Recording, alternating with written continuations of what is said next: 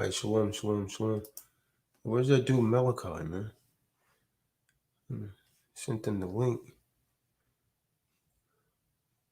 We wanted to know about this. Hey, shalom, shalom. So we're gonna get into this this lesson on King James. I believe it was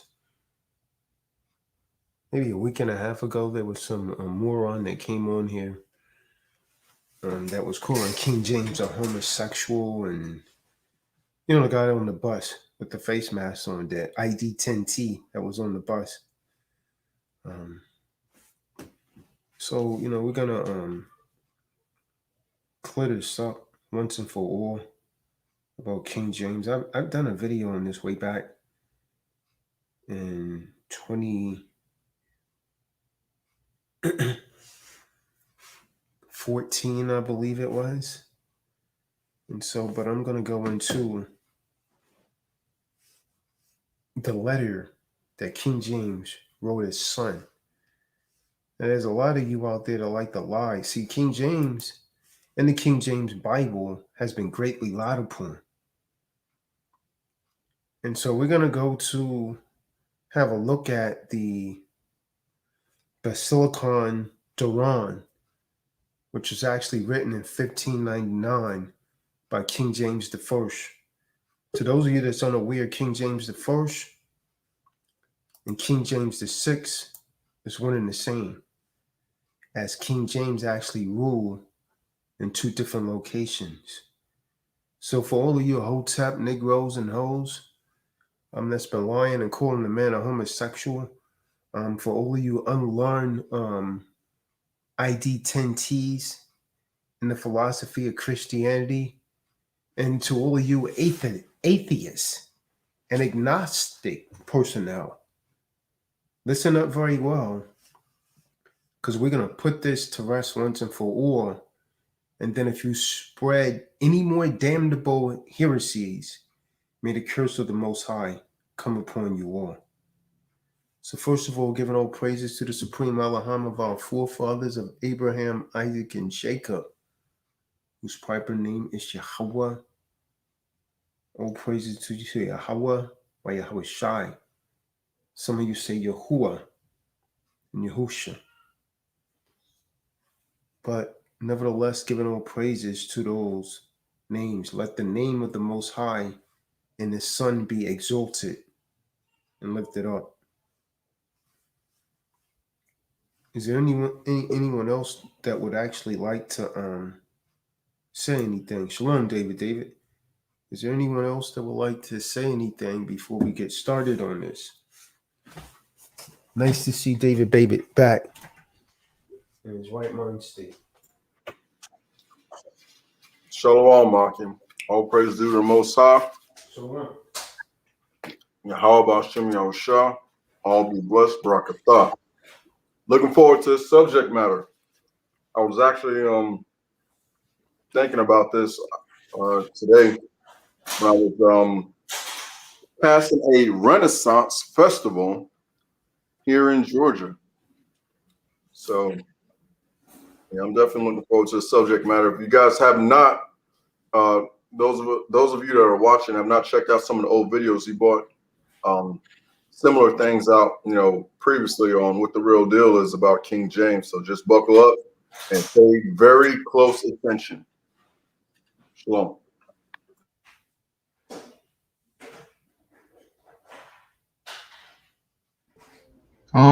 Shalom.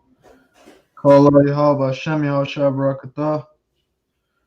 And it's gonna be good to get a edification on this subject. I know you had mentioned it before when that dude on the bus came in giving the King James a bunch of slander, but I know you mentioned the document, but I never had heard of it up until then. So this will be some good edification for everybody who's never heard of this.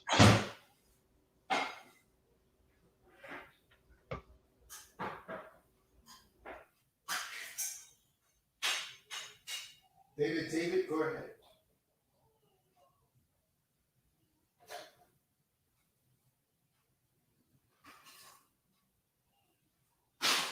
David, peace, King. Go ahead.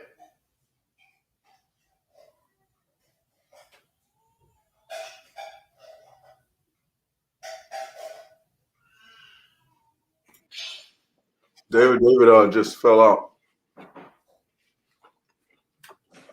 David, if you're still in the background, yeah, go ahead and sound back on, huh? Welcome back. Welcome back.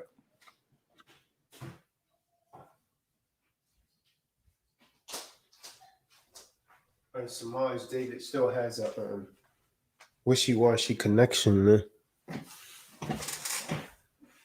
Malachi, you have anything?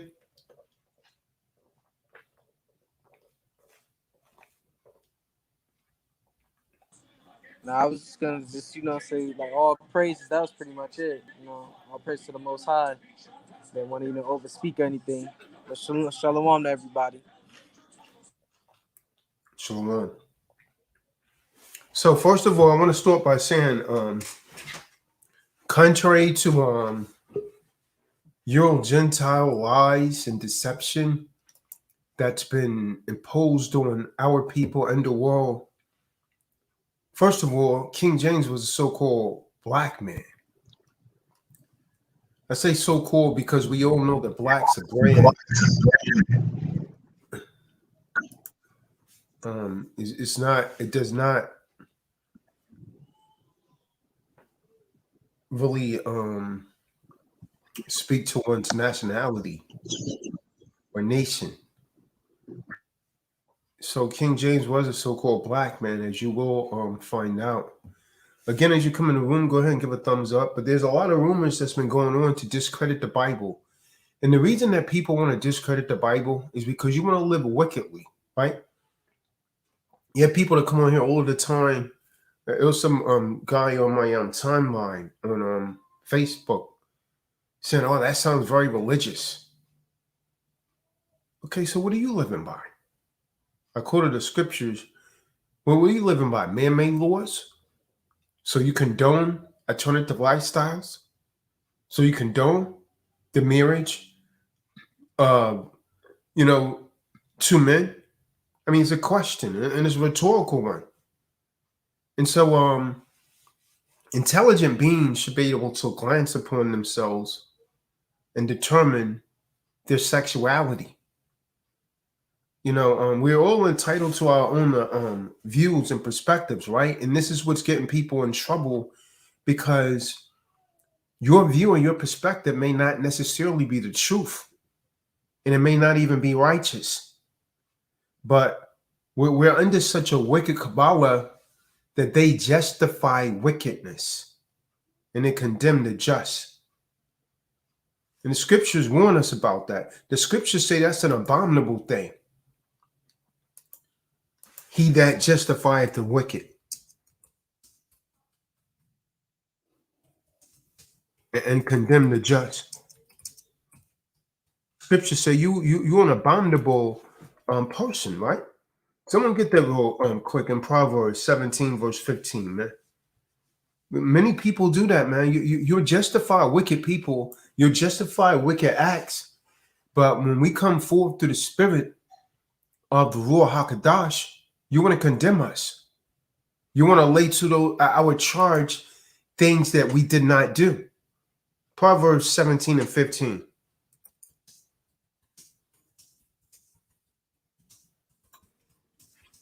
Book of Proverbs, chapter 17, verse 15. He that justifieth the wicked, and he that condemneth the just, even they both are an abomination to Yahweh. So an abomination is a wicked act. So if you justify the wicked and you condemn a just man, and many of you come on here time after time, condemning us, man. What are we coming at you with? We coming at you with truth, man. But you want to condemn the truth. But St. John 8 and 32 says that you should know the truth, and the truth shall make you free.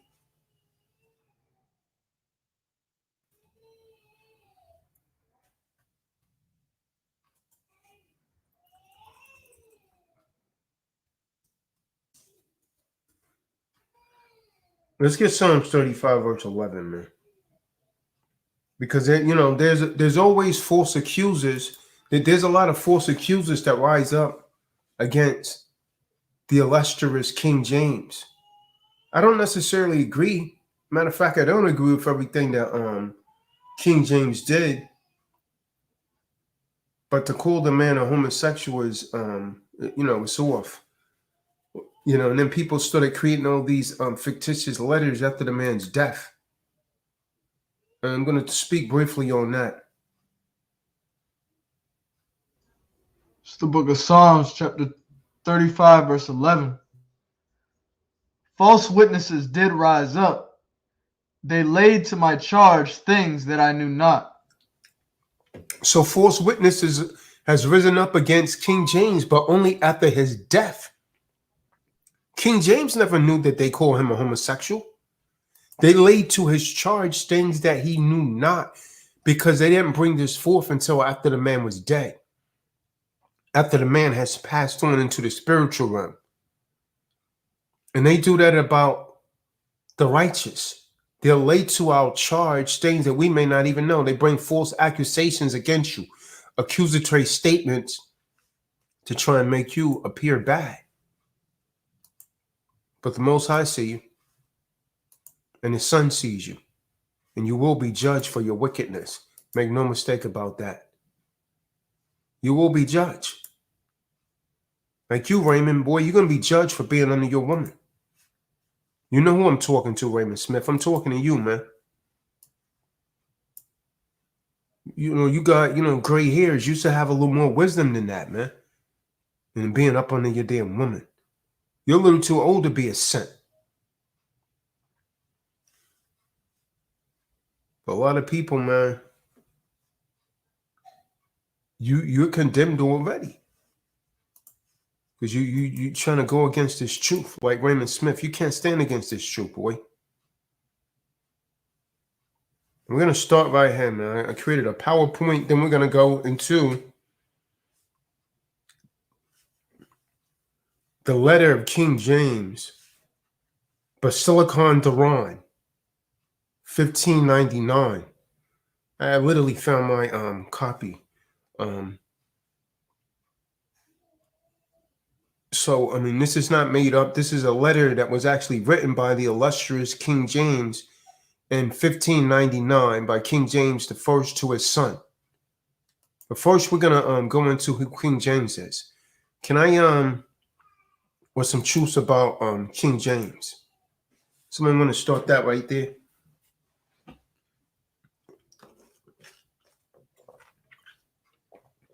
Kahan, I got you. We're gonna set the record straight.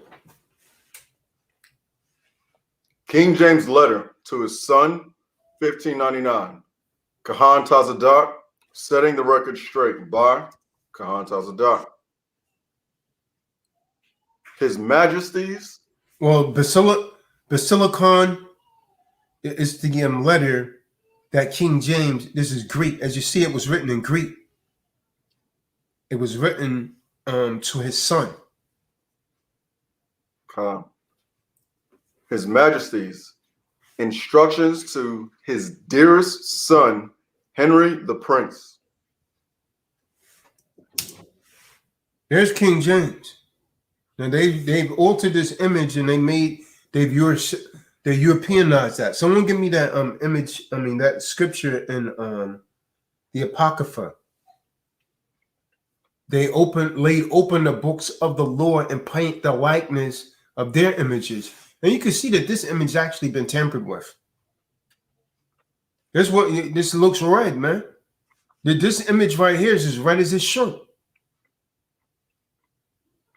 So they try and transfer that into Esau, but I'm going to prove without a shadow of a doubt that King James was a melanated man.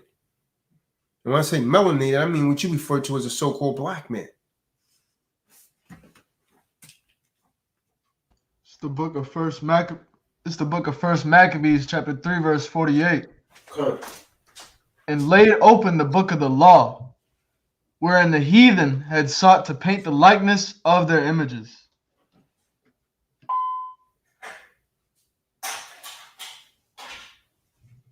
The word heathen means nations.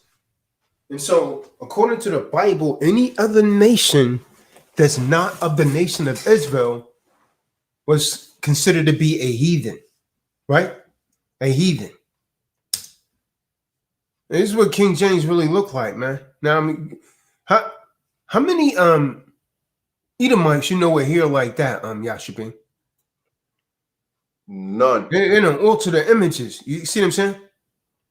But the Most High, the Most High prevent this stuff, man. See, the Most High is waking people up. He's using certain men like Kahan tells a doctor to wake people up in these last days. And I've been doing this for a lot of years now, man. Kahan. Yes, you But a lot of our people are still asleep, man.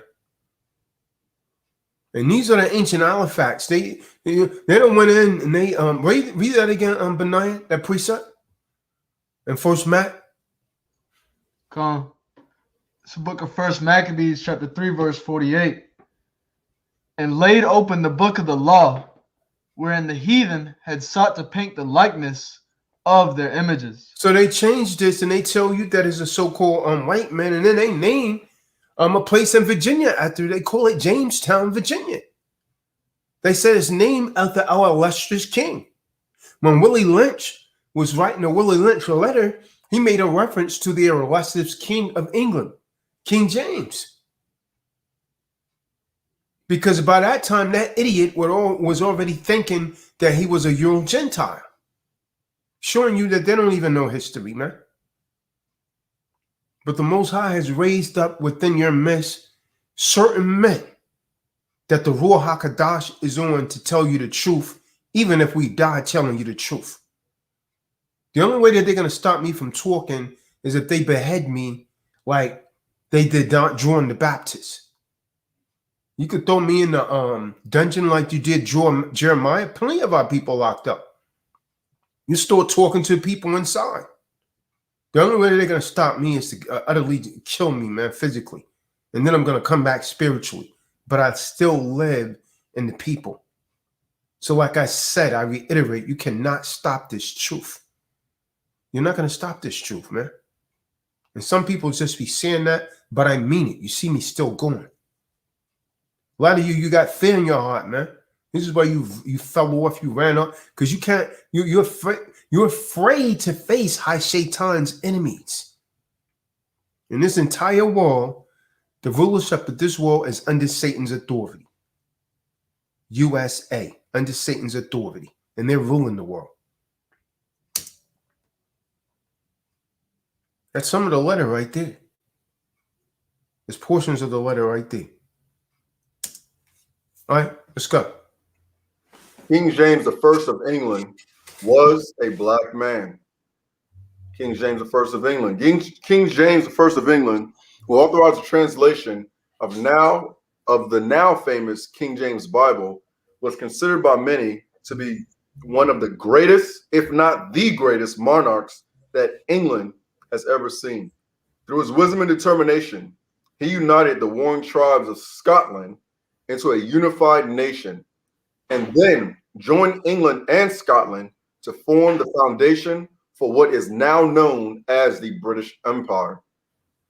At a time when only the churches of England possessed the Bible in English, James' desire was that the common people should have the Bible in their native tongue.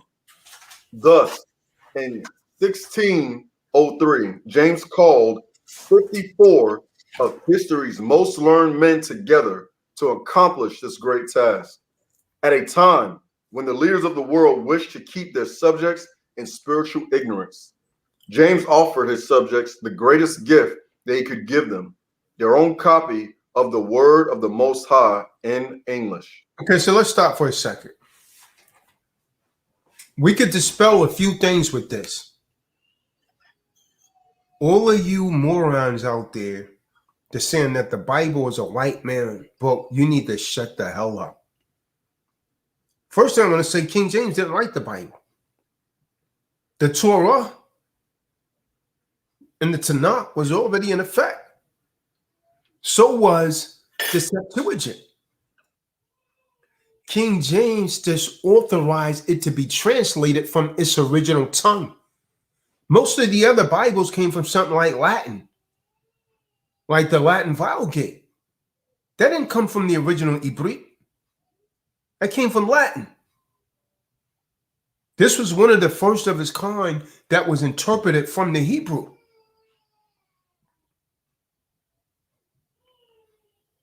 And then the Septuagint in the Greek, which was actually written by our Hebrew scholars. Now, King James himself, let's say, for instance, that the man was what they trying to put on him, man. I don't even want to announce the term. Again, the man didn't write the Bible himself. He authorized scholars to interpret it. That's why it's called the Authorized King James Version. He did not write it. Stupid. Go ahead, Yashabi. Kahan.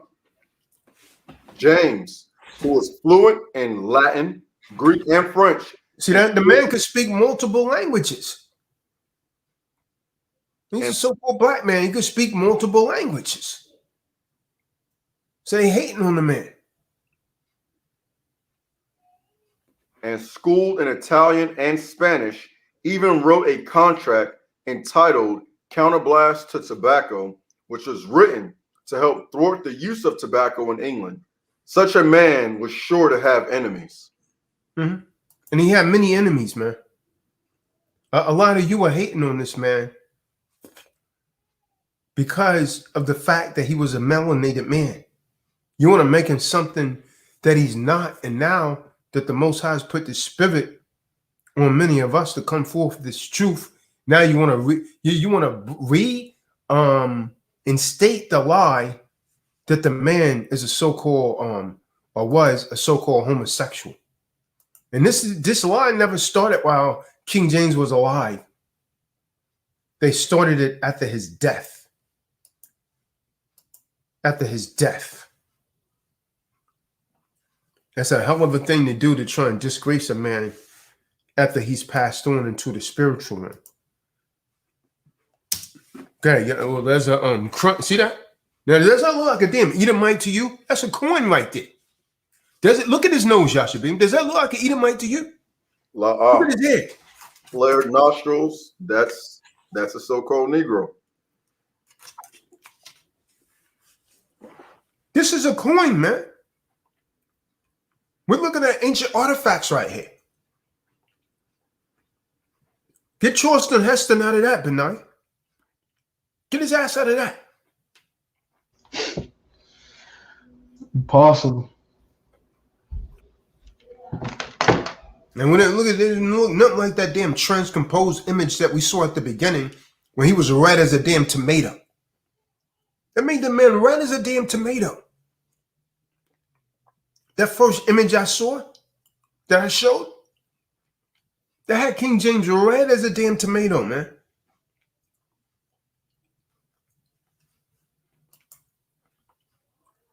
I'm going to read this over here to the right, Yashabeam. King James was the king of Great Britain, France, and Ireland.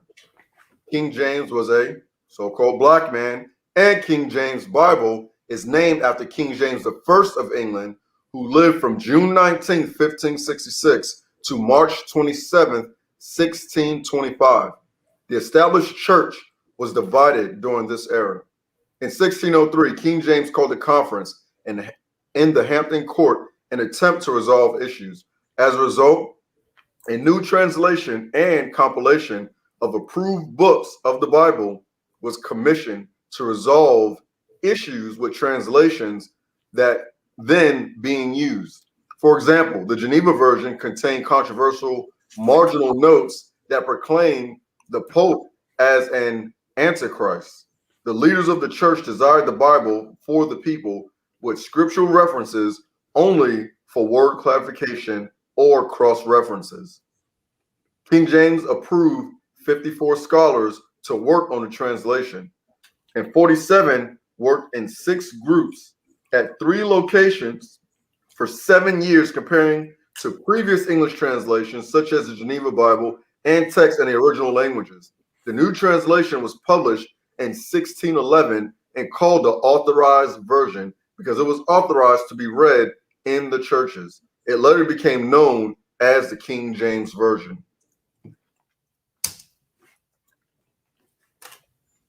King James translation had a significant influence on the English language and was widely accepted as a standard English Bible. Because of the project being overseen by King and the care and precise attention to detail during this 7-year translation, the King James Bible was considered one of the most accurate translations in existence.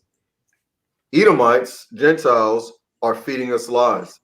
They started this whole lie and said King James was a homosexual. The one who started this rumor was Anthony Weldon. Okay, stop for a second. Remember that jackass that came on here that was on the bus? He's a scholar. So he's in etymology, but he's riding the damn bus with a damn mask on and gloves, bugged out of his damn mind. He said he was going to make videos about me. Take a name and get online, Negro. All these people throwing around all of this hate, man. You hate me, man. It's not hard to find me, man. It's hard to find a dude that you know is riding strapped up, huh? It's hard to find a dude that you know is going to fire back, huh? It's hard to find a dude that you know is not going to step down. It's going to go up in your damn grill, huh? It's hard to find that kind of dude, huh? Go ahead, Art.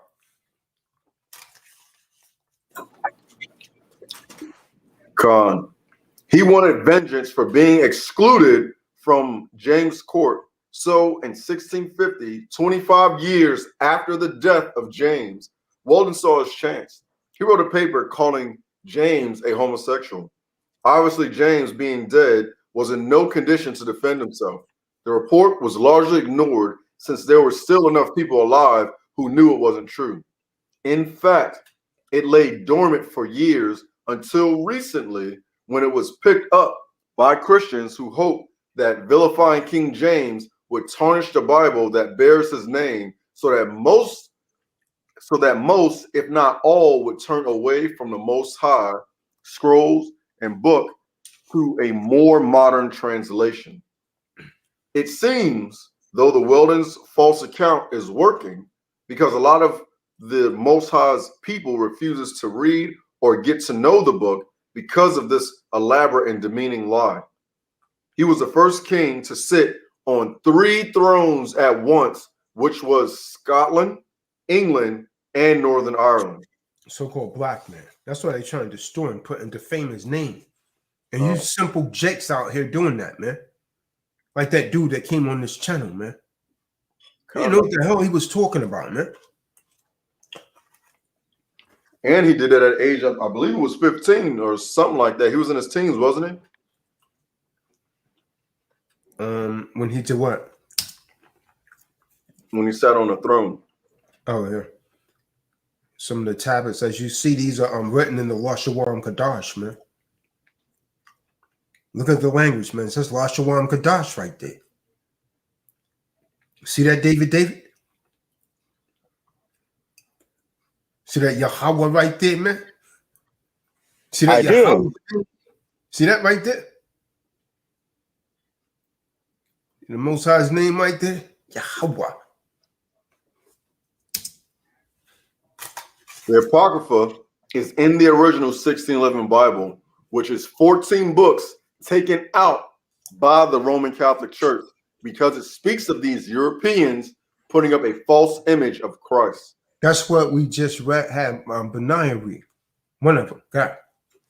They would use pagan rites to destroy the Most High's people and teach a new religion on earth. How the Northern American Indians got to the Americas. So they set about removing it to try and deceive the masses, saying that it is not spiritually inspired when it is, and it is very prophetic. King James had a wife, and he had 9 children, and his wife's name was Anne of Denmark. He married her in the year 1589. King James' wife, mom's name was Mary, Queen of Scots. How many people saw the movie? They done made Mary Queen of Scots a damn Euro Gentile. That was King James' mom, man. Mary Queen of Scots. Go and do some research on it.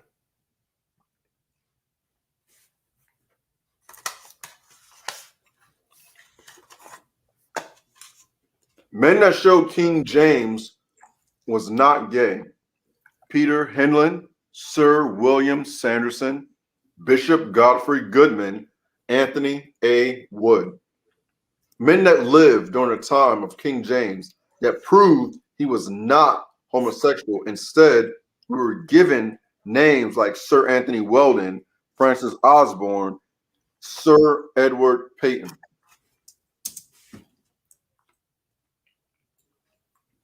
There's a copy of it, man. Oh, yeah.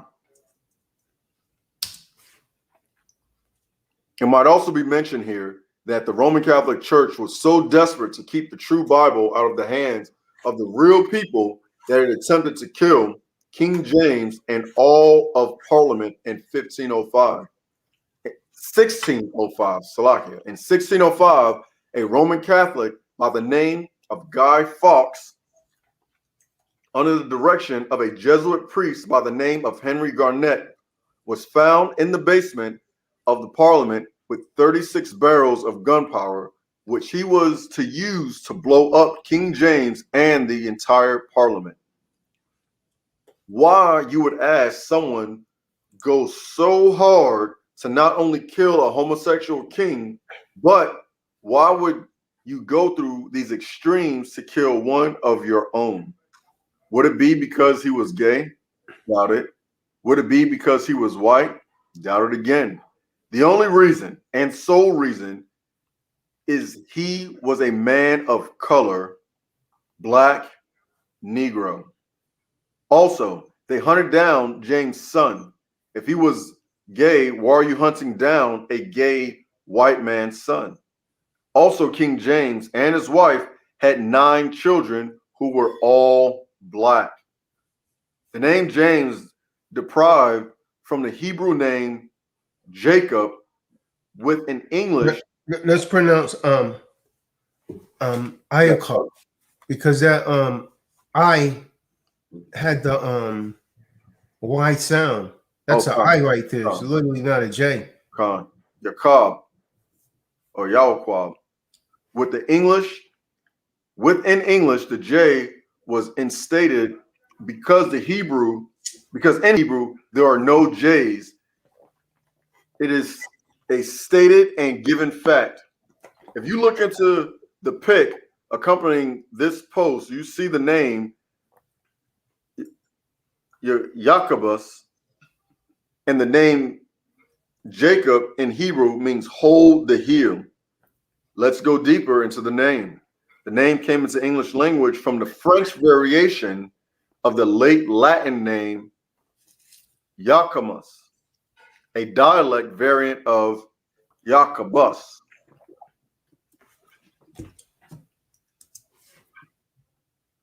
There he is. There he is. You see that Daryl Thornhill? Truth is truth. Yasha Allah, for all that don't know, we know Jacob or Jacob in Hebrew, that means he who holds the heel.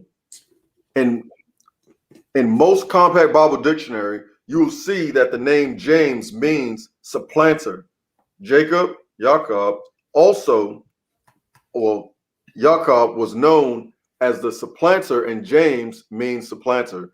In Genesis 27, verse 36, and he said, is not he rightly named Jacob? For he hath supplanted me these 2 times. He took away my birthright, and behold, now he hath taken away my blessing.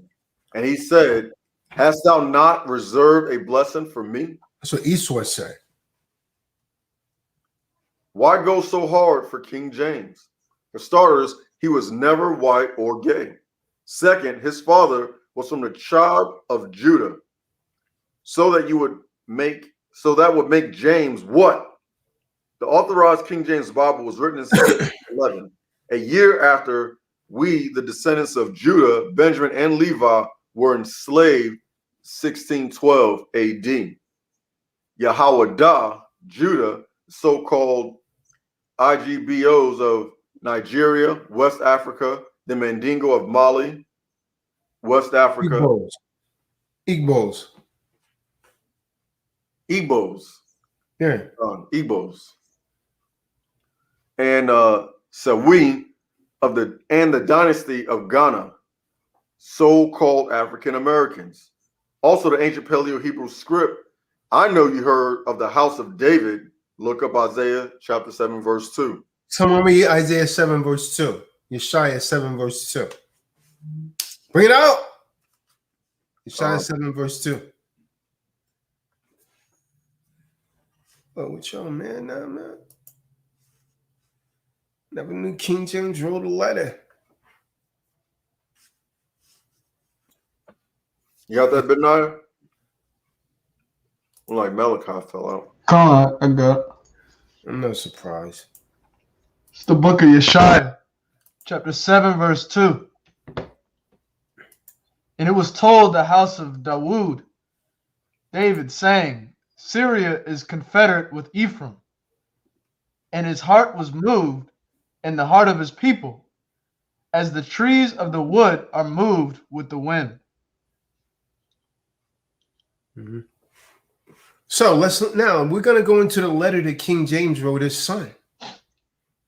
I literally have this book, but I screened it. I mean, I put it here on the screen so that everyone could see it instead of holding the book up to the screen. But this letter was written in the Greek. Basilicon Duran, 1599, written by King James the First. Basilicon Duran, or His Majesty's instructions to his dearest son, Henry the Prince, written by King James I, edition of Edinburgh, 1599. The dedication of the book sonnet. Lo, here, my son, a mirror view and fair, which showeth the shadow of a worthy king. Lo, here a book, a pattern doth you bring, which ye should press to follow more and more. This trusty friend, the truth will never spare, but give a good advice unto you here.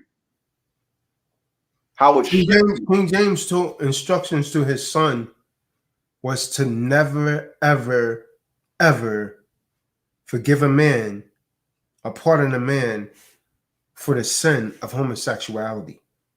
Yet they call a man a homosexual. That damn Anthony Weldon put that on a man's name 25 years later. Damn, the devil sure can lie. How it should be your chief and princely care to follow virtue, vice for to bear. And in this book your lesson will ye learn, forgetting of your people great and small.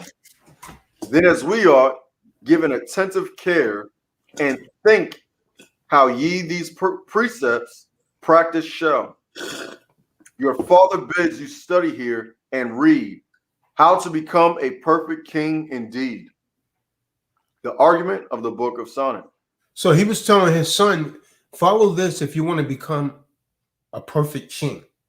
This is how you become a perfect king indeed.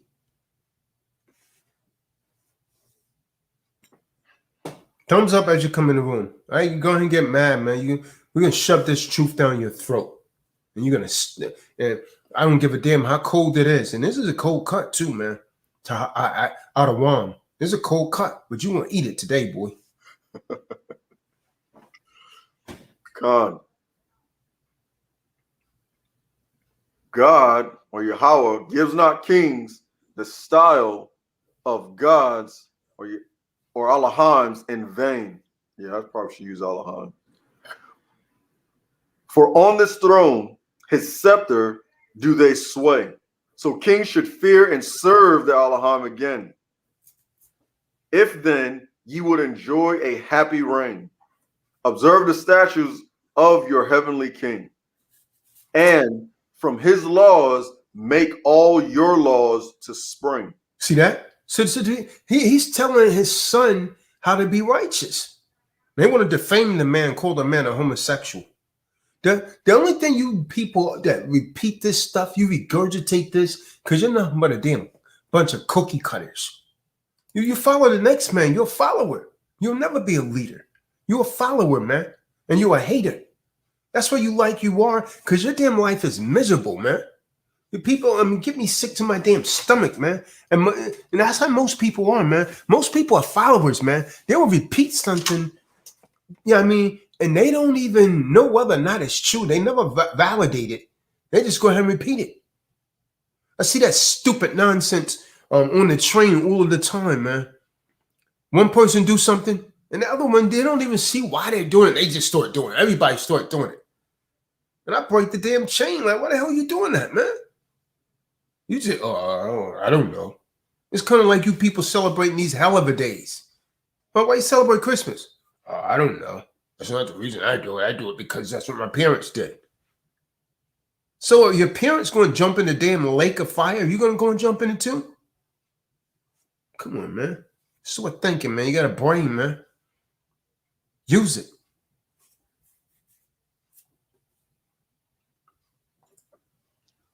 Kahan. Since his lieutenant, here you should remain. Reward the just. Be steadfast, true, and plain. Repress the proud, maintaining always the right. So then this man, he's telling his son righteous stuff to do, man. What is he reciting to him? Basically, the Bible. Go ahead. Walk always so as ever in his sight, who guards the godly, plaguing the profane. And so ye should in princely virtue shine, remembering right your mighty King divine. To Henry, my dearest son and natural successor, to whom can so rightly appertain his book of the instruction of a prince in all the points of his calling, as well general as a Christian toward Yahweh, as particular as a king toward his people, to whom I say, can it so justly appertain as unto my dearest son, since I, the author thereof, as your natural father, must be careful for your godly and virtuous education, as my eldest son, and the first fruits of Yahweh's blessing toward me in my posterity, and as a king, must faithfully provide for your training up in all the points of a king's office, since ye are my natural and lawful successor therein. That being rightly informed hereby of the weight of your burden, ye may in time begin to consider that being born to be a king, ye are rather born to onus than honest, not excelling all your people so far in rank and honor as in daily care and hazardous painstaking, for the dutiful administration of that great office that Yahweh hath laid upon your shoulders, laying so a just symmetry and proportion betwixt the height of your honorable place and the heavy weight of your great charge, and consequently, in case of failure, which Yahweh forbid, of the sadness of your fall according to the proportion of that height. That's really sincere. Yeah. It's a pretty long letter too, man. It's three parts to this letter. I have therefore, for the greater ease of your memory, and that ye may at the first cast up any part that ye have to do with, divided this whole book in 3 parts. The first teacheth you your duty toward Yahweh as a Christian or Yeah. Nazarite. And he's not telling his son nothing wicked, man. They don't lie on this man, man. Kahan. The next, your duty in your office as a king. And the third teaches you how to behave yourself in indifferent things, which of themselves are neither right nor wrong, but according as they are rightly or wrongly used, and yet will serve according to your behavior therein to augment or impair your fame and authority at the hands of your people. Receive and welcome this book then as a faithful preceptor and counselor unto you, which, because my affair will not permit me ever to be present with you, I ordain to be a resident, faithful admonisher to you. And because the hour of death is uncertain to me, as unto all flesh, I leave it as my testament and latter will unto you, charging you in the presence of all flesh.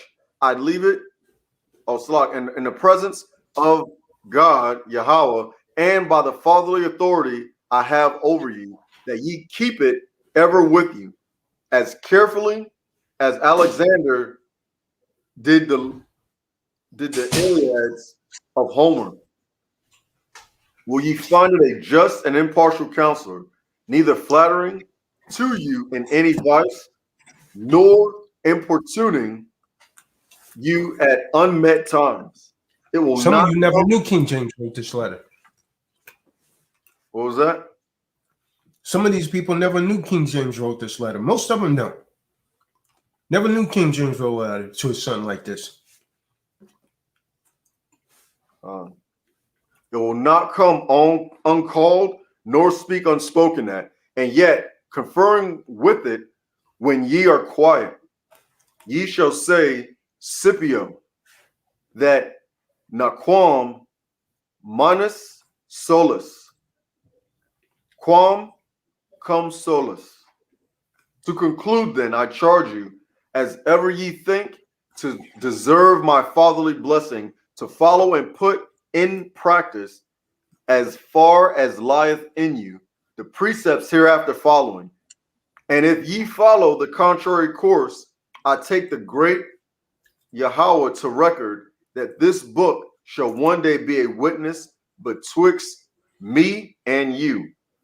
Land shall procure to be ratified in heaven. The curse that in that case here I give you, for I protest before the great Allahan, I had rather be not a father and childless, nor be a great blessing sent you unto me. Shall in the same blessing as he hath given me a son, not repenting him of his mercy shown unto me. I end this preface with my earnest prayer to Yahweh to work effectually unto you the fruits of that blessing which here from my heart I bestow upon you. Finish. A king's Christian duty toward Yahweh, the first book.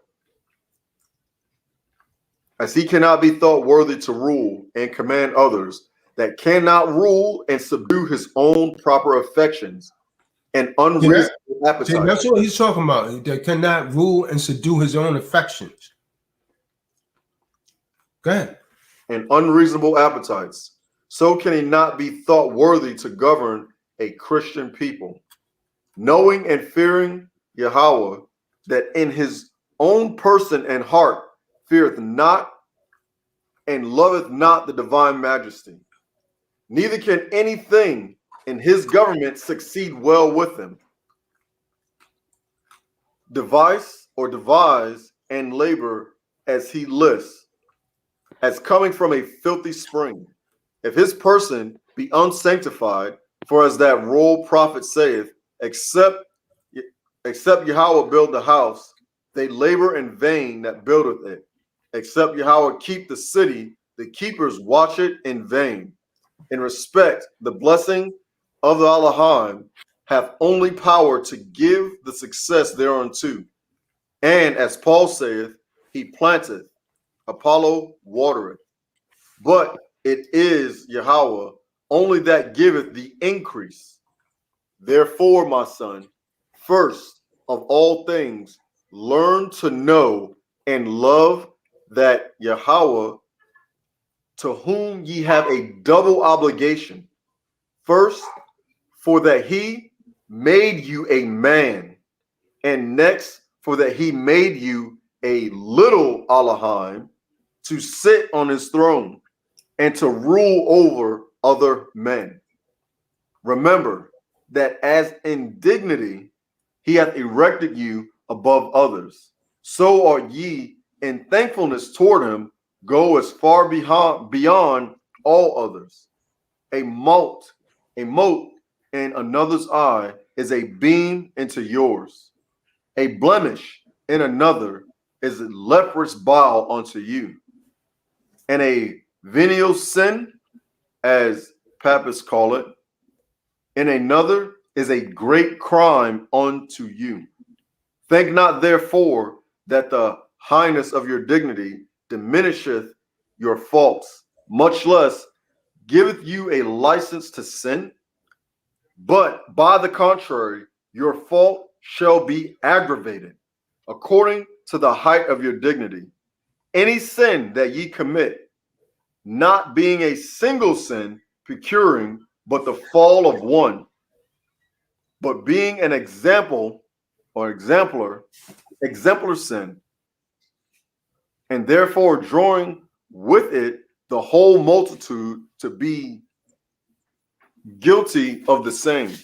Remember then that this glittering worldly glory of kings is given them by God or Yahweh to teach them to press, so that to glister and shine before their people in all works of sanctification and righteousness, that their persons as bright lamps of godliness and virtue may, going in and out before their people, give light to all their steps. Remember also that by the right knowledge and fear of Yahweh, which is the beginning of wisdom, as Solomon saith, ye shall know all things necessary for the discharge of your duty, both as a Christian and as a king, seeing in him as in a mirror the course of all earthly things, wherefore he is the spring and only mover.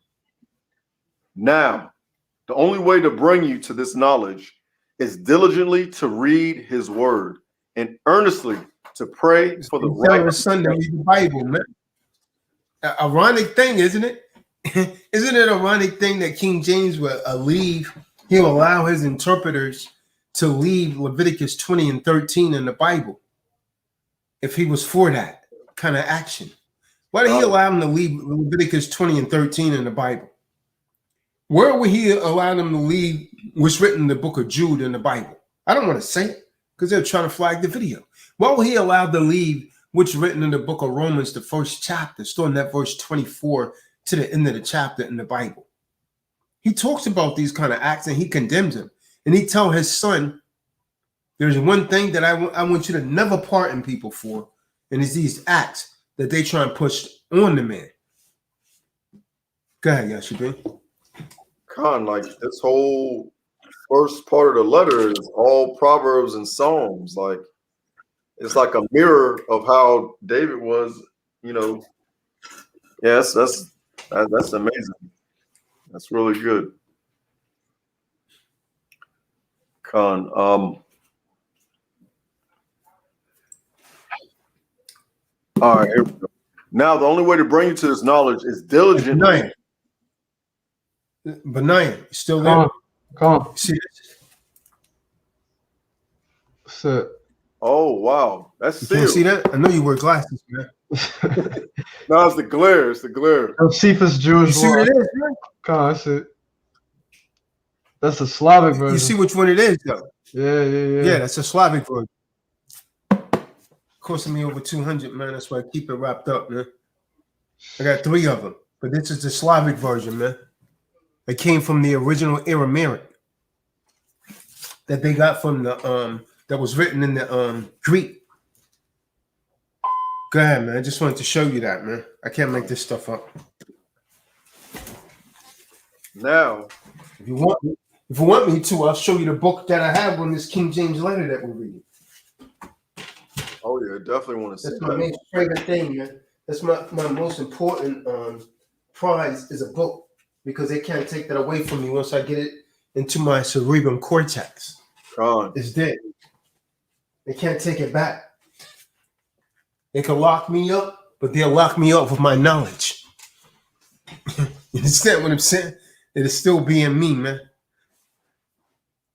It goes where I go. Go ahead, Yashabim. Now, the only way to bring you to this knowledge is diligently to read his word and earnestly to pray for the right understanding thereof.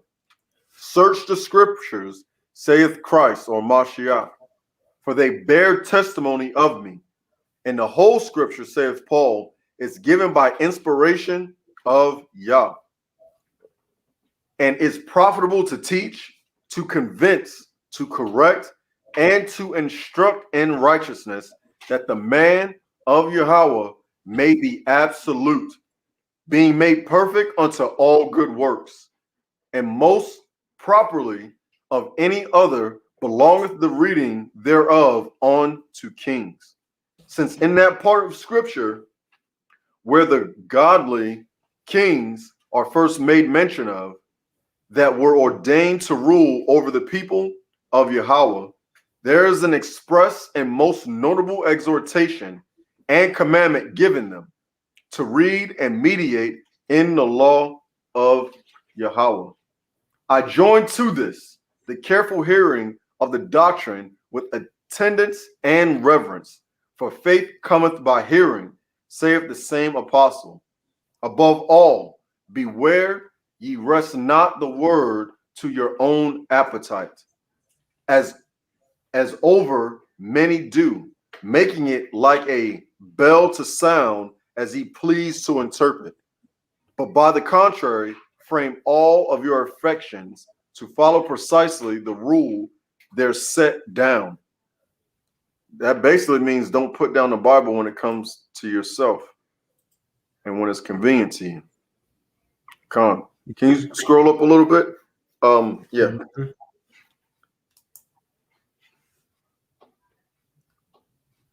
Con, that's the whole scripture. The whole scripture chiefly contained two things: a command and a prohibition to do such things and to abstain from the contrary. Obey in both, neither thinking enough to abstain from evil or to do no good. Nor think not that if ye do many good things, it may serve you for a cloak to mix evil turns therewith. And as in these 2 points, the whole scripture principally consisteth, so in 2 degrees standeth the whole service of Yahweh by man, interior or upward, exterior or downward. The first by prayer and faith toward Yahweh, the next by works flowing therefrom before the world, which is nothing else but the exercise of religion toward Yahweh and the equity toward your neighbor. As for the particular points of religion, I need not to dilate them. I am no hypocrite. Follow my footsteps in your own present education therein. I thank Yahweh, I was never ashamed to give account of my profession. However, the malicious lying tongues of some have traduced me, and if my conscience had not resolved me, that all my religion presently professed by me and my kingdom was grounded upon the plain word of the scripture, without the which all points of religion are superfluous, as anything contrary to the same is abomination. I had never outwardly avowed it for pleasure or awe of any flesh. So the man saying he's against religion. He doesn't mention that in his Bible about religion. And that's for the points of equity towards your neighbor. because that will fall in properly upon second part concerning the king's office. I leave it to the own room. For the first part, then, of a man's service to his power, which is religion, that is, the worship of the Supreme Elohim according to his will it is wholly grounded upon the scriptures, as I have already said, quickened by faith and conserved by science. For the scriptures I have now spoken of it in general, but that ye may the more readily make choice of the part thereof. For your instructions of comfort, remember shortly this method. The whole scriptures is dictated to the Supreme Elohim Spirit, thereby, by his lively word, to instruct and rule the whole Christian militant to the end of the world. It is composed of two parts, the Old and New Testaments. The ground of the former is the law, which showeth our sins and containeth justice. The ground of the other is Christ, whose pardoning sins containeth grace. The sum of the law is the Ten Commandments, more largely related to the book of Moses, interpreted and applied by the prophets, and by the histories are examples showed of obedience, disobedience thereto, and with the history of the infancy and the first progress of the church is contained in Acts. Would ye then know your sins by the law? Read the book of Moses containing it. Would ye have a contemporary thereupon? Read the prophets. And likewise, the book of Proverbs and Ecclesiastes, written by the great pattern wisdom Solomon, which will not only serve you for instructions how to walk in obedience of the law of Yahweh, but is also full of golden sentence and moral precepts in all things that can concern your conversations in the world, as among the profane philosophers and poets. Ye shall not find such rich a storehouse of precepts of natural wisdom, agreeing with the will of the divine wisdom of the Supreme Elohim. Would you see how good men are rewarded and wicked punished? Look, the historical parts of the same books of Moses, together with the histories of Joshua and Judges, Ezra, Nehemiah, Esther, and Job, but especially the book of Kings and Chronicles, wherewith you ought to be familiarly acquainted. For there shall you see yourself as a mirror in the catalog, either the good or the evil kings. Would you know the doctrine, the life or death of our Savior Christ? Read the evangelists.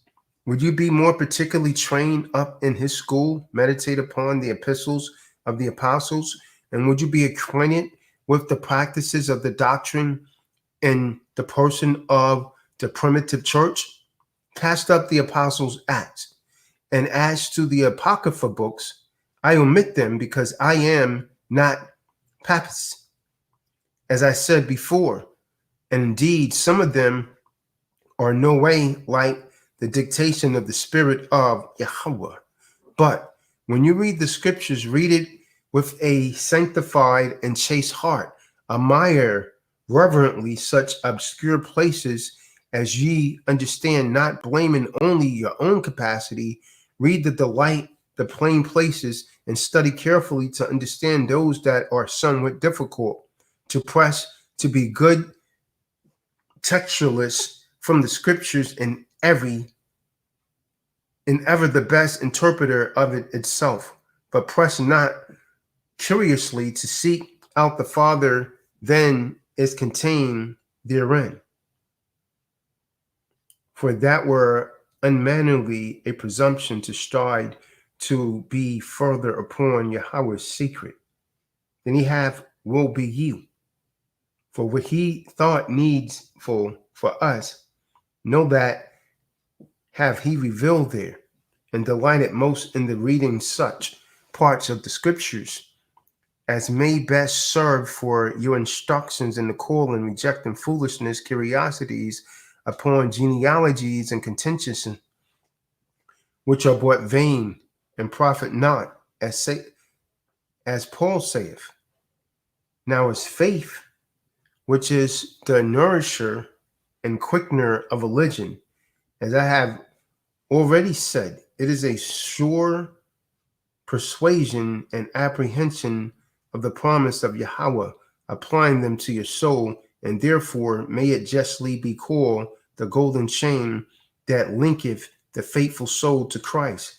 And because it grows not in our garden, but in the free gift of Yahweh, as the same apostle saith, must be nourished by prayer, which is nothing else but a friendly talking to Yahweh.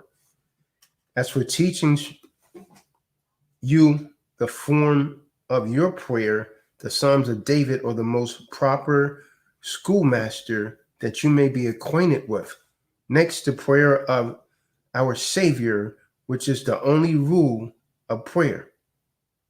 Whereout, as most rich and pure fountains, you may learn all forms of prayer necessarily for your comfort at all occasions, and as much the fitter are they for you than for the common sort in respect.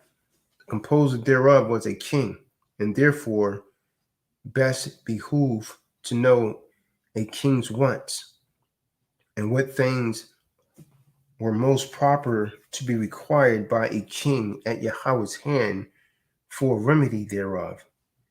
Use often to pray when ye are quietest, especially forget it not in your bed how oft soever ye do at the times.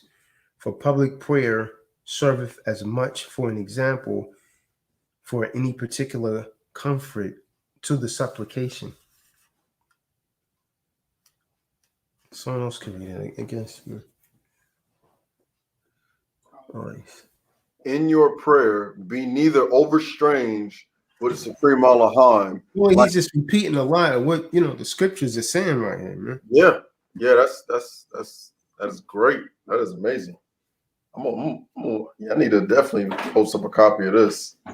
He's just telling the son, basically listen to the Bible. Saying don't be overly. He said don't be overly weird. I guess he's saying don't be wordy like the Gentiles, like how Mashiach was saying. Right. It's a good read.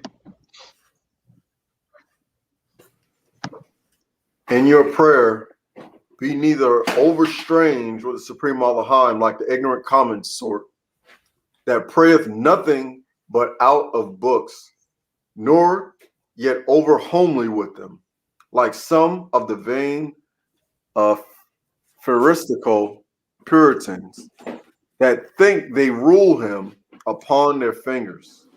The former way will breed an uncouth coldness in you toward him. The other will breed in you a contempt of him. But in your prayer to the Supreme Elohim, speak with all reverence. For if a subject will not speak but reverently to a king, much less should any flesh presume to talk to the Supreme Elohim as with his companion. Excuse me. Craving your prayer, not only things spiritual, but also things temporal, sometimes of greater and sometimes of less consequence, that ye may lay up and store his grant of these things, for confirmation of your faith, and be an earnest unto you of his love. Pray as ye find your heart moveth you. Pro renato. But see that ye ask no lawful thing, as revenge, lust, or such like, for that prayer does not come with faith. Which mic is that? David? Yeah. And whatsoever is done without faith is sin, as the apostle saith. When ye obtain your prayer, thank him joyfully therefore, If otherwise, bear patiently, pressing to win him with importunity, as the widow did the unrighteous judge.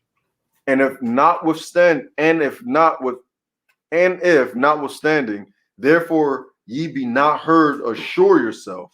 Supreme Allah foreseeth that which ye ask is not of your good, and learn in time so to interpret all the adversities that Supreme Allah shall send unto you. So shall ye in the midst of them not only be armed with patience, but joyfully lift up your eyes from the present trouble to the happy end that Supreme Allah will turn it into, or turn to turn it to, Khan. And when ye find it once, so fall out by proof, your arm yourself. And when ye find it once, so fall out by proof, arm yourself with the experience thereof against the next trouble, assuring yourself that ye cannot in time of the shower see through the cloud. Yet in the end shall ye find. Supreme Allah sent it for your good, as ye find in the former.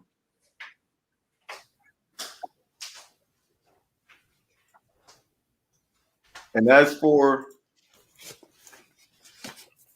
my screen is cut off. Hold on a second.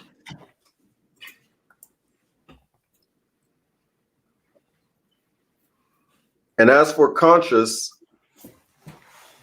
which are called the conserver of religion, it is nothing else but the light of the knowledge that Supreme Allah hath planted in man, which ever watching over all his actions, as it beareth him a joyful testimony when he does right, so choppeth it him with a feeling that he hath done wrong, whenever he committeth any sin.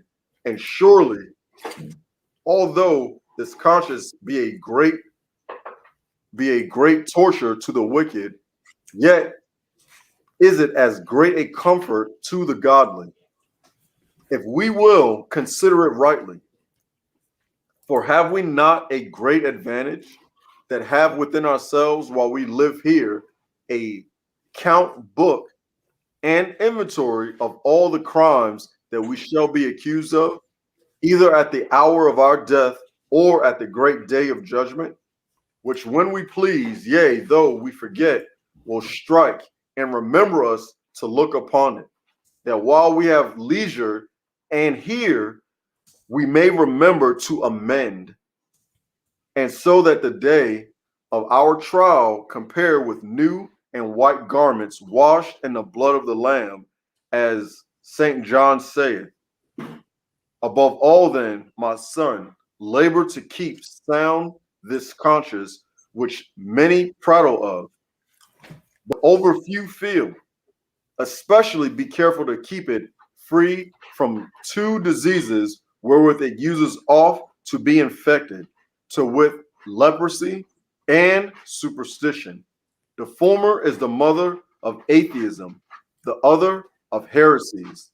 By leprous conscience, I mean a cauterized conscience, as Paul calleth it, being become senseless of sin through sleeping in a careless security, as King David's was after his murder and adultery, ever till he was wakened by the prophet Nathan's similitude, and by superstition, I mean when one restrains himself to any other rule and service of the Supreme Allah than is warranted by the word, the only true square of the Allah's, of the Supreme Allah's service. As for a preservative against this leprosy, remember every once in the 24 hours, either in the night or when you are at greatest quiet, to call yourself to account of all your last days' actions, either wherein ye have committed things ye should not, or omitted the things that ye should do, either in your Christian or kingly calling. And in that account, let not yourself be smoothed over with that flattery which is over kindly and sickness to all mankind, but censure yourself as sharply as if you were your own enemy. Hey, that's like a motivational speaker right there.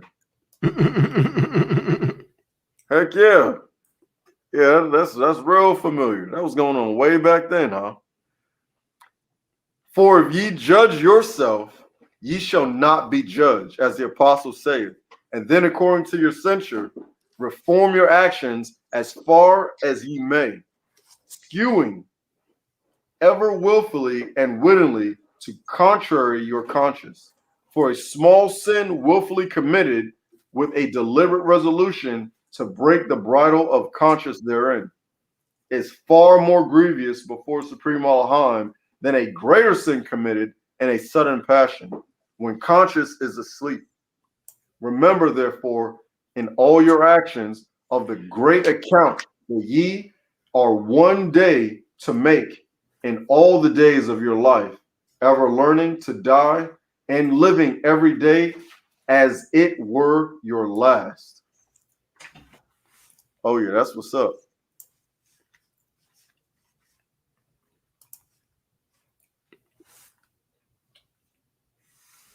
It's a long letter, man. Kahan. Hey, Ben, now you're going to get the next page. And therefore, I would not have you to pray with the papists to preserve from sudden death, but that the Supreme Elohim would give you grace so to hew, as ye may every hour of your life be ready for death.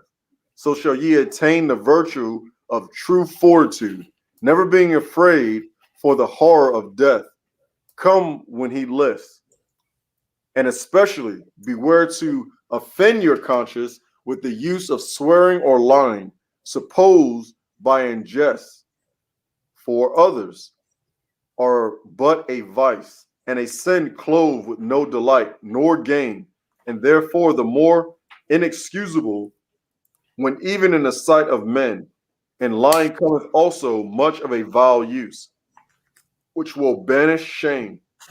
Therefore, beware even to deny the truth, which is a sort of lie, that may best be eschewed by a person of your rank. For if anything be asked at you that ye may think not meet to reveal, if ye say that question is not pertinent for them to ask, who dare examine you further? And using sometimes this answer, both in true and false things that shall be asked at you, such unmannerly people will never be the wiser thereof. That's smart. And for keeping your conscience sound from that sickness of superstition, ye must neither lay the safety of your conscience upon the credit of your own conceits, nor yet of other men's rumors or humors, Slakia. How great doctors of divinity that ever they be, but ye must only ground it upon the express scriptures. For conscience not grounded upon sure knowledge is either an ignorant fantasy or an arrogant vanity. Beware, therefore, in this case, with two extremities.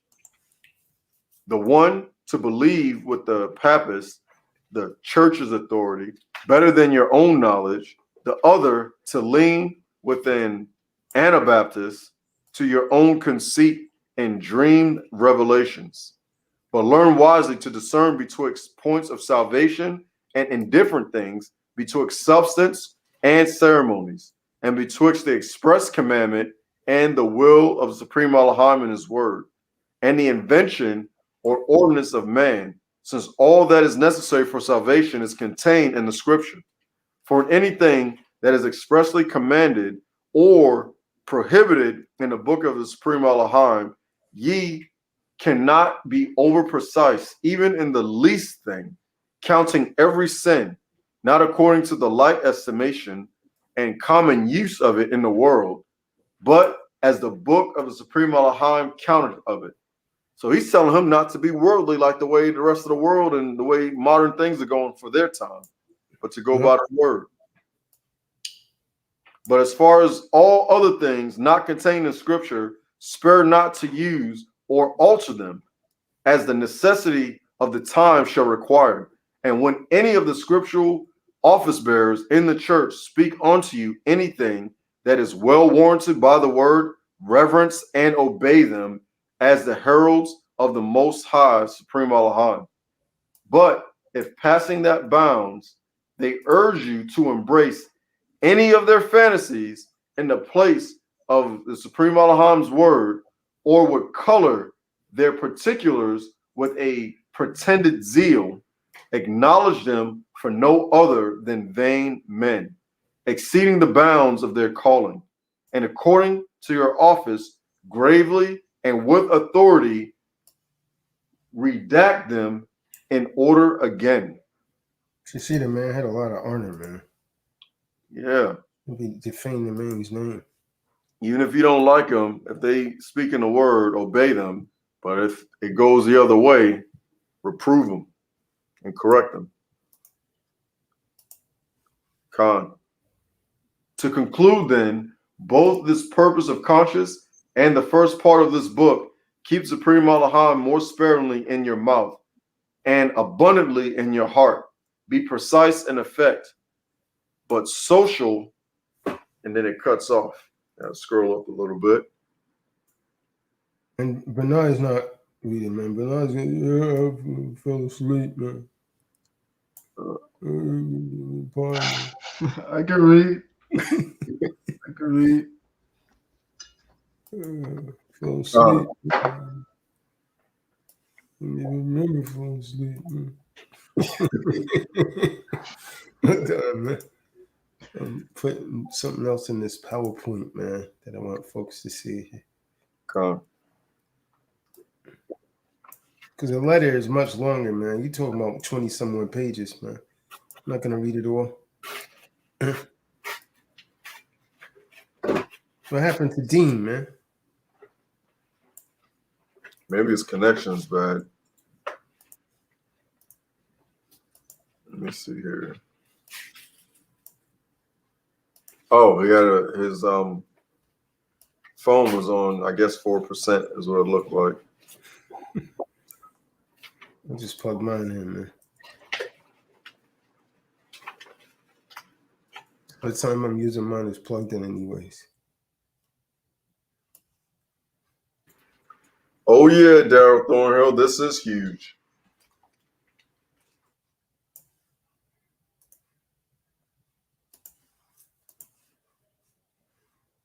Yeah, man. Yeah. Truth will make you free. Get over your anger, indeed. Yeah, folks definitely need to muse over that scripture about the truth making you free. Because if something has to make you do something, apparently you're not already going that way. So if you got to be made to do something, there's going to be a little bit of contention and some upsetness about it, or some type of force in a direction which you're not already going. A lot of contention, man. Yeah, so you spot on with saying it'll make you mad. Yeah, made it sound a lot of people mad right now in this call, man. You always put something up, man. Tazadaq, he made me sick, man. He was pulling something up, man. I thought I had them Israelites. Folks tell me I make them sick. I tell them go throw up. Say I'm tired of you, or go to sleep.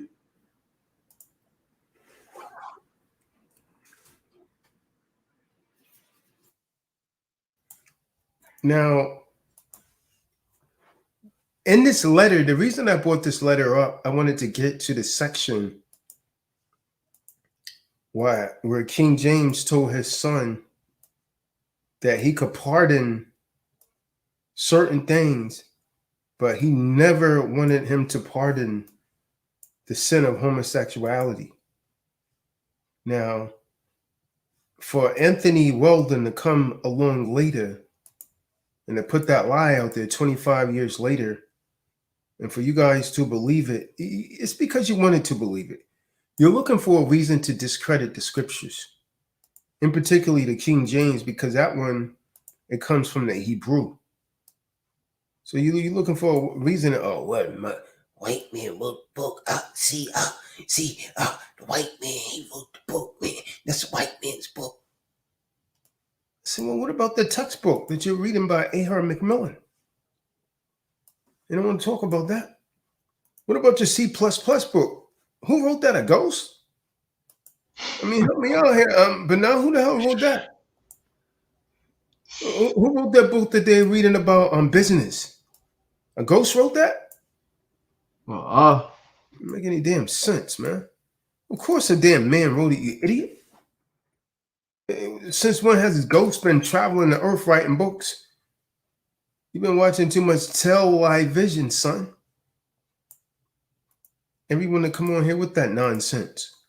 See, well, man, King James. The guy, he's showing me stuff from YouTube. This guy get hit on his head or something? See, yo, man, you going to Google, man, getting stuff. It's valid, huh? It's valid. It's valid. I said, listen, man, do you understand? Anyone could go in there and type that? A dodo like you could have typed that. And you believe it. You rocking with it. No research, no nothing. It's because someone put it. I mean, think about that, man. Anyone could put anything online, man. Cite your sources. Cite your sources. I got it from Google. That's crazy to me. He's not as intelligent as he wants to be or claim himself to be woke. He is still asleep. Yep, like Whip Van Winkle, man.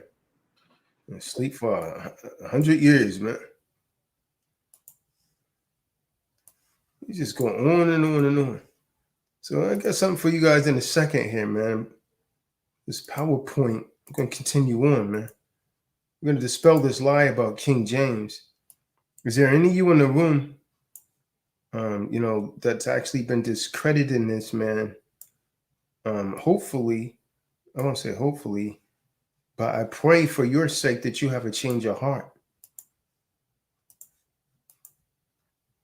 Because you're spreading damnable heresies, something that you can't validate.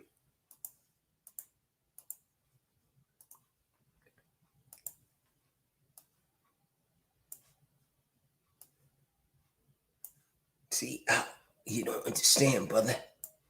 The man, no, how I know they always coming with some BS, Benaiah, is when they always start off, I respect what you're doing, man. And I've been watching your channel. I already know something's coming behind that. Kahan, I've been watching your channel for a minute. Every time, man. Every time. Yeah, respect what you're doing. Been following you for a minute. Yeah. But now I'm about to say a whole bunch of BS out my mouth. A lot of that comes with envy, man. Okay. Don't even, why is it even necessary to say that? Just say what you're saying, Negro. right. Just go ahead and say what you're saying, Negro. Go ahead. Man, remember that clown that came on them clown-looking glasses? Bah! Country ass, man. Bah! He got really emotional, man. That kind of dude, man. Seeing him in person, that just kind of makes you want to just grab him, man. Man. Okay, man. Where did I leave off on these slides? We're going to get to it, man.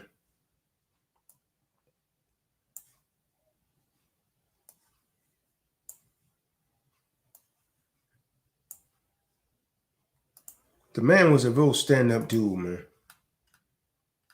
The illustrious King James.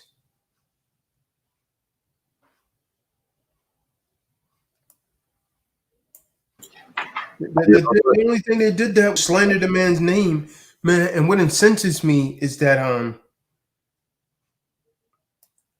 you got Jakes repeating that, man. And they whatever Esau does, man, Jake get on board.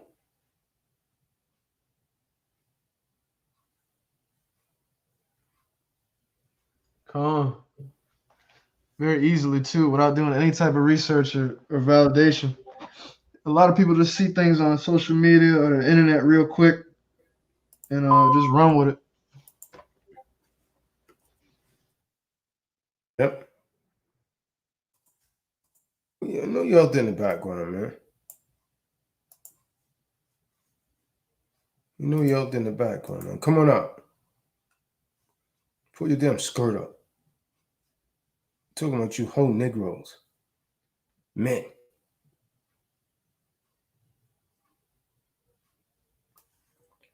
So we talked about the assassination attempt that they put on him because they're trying to do away with King James, man. So what I would like to do now is go over like maybe a brief biography of King James. Go back to my PowerPoint here. Where do we leave off? Right there on that slide, I believe.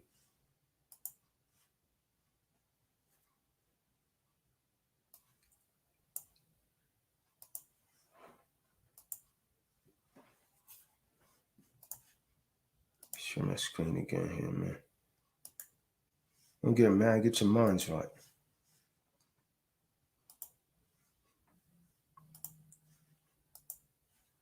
See that Tazadaq? He make me sick, man, because he always coming out with something, see?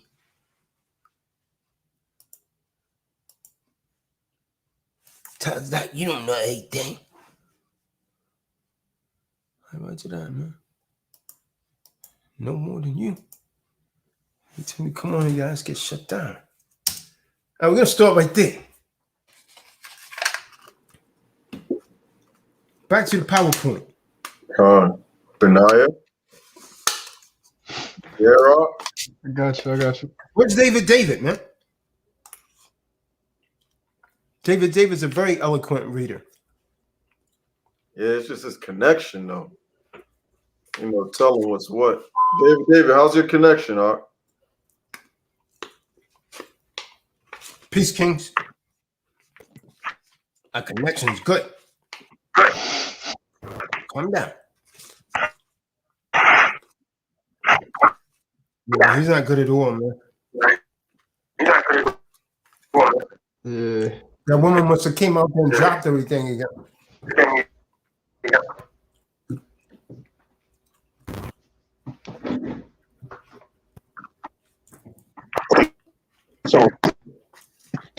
Yeah, you coming in choppy, David.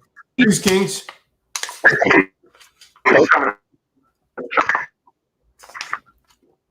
No, we can't hear him, man.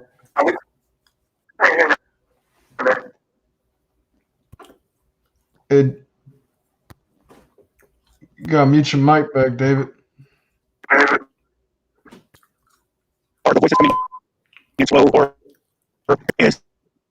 Sounds like he's in outer space.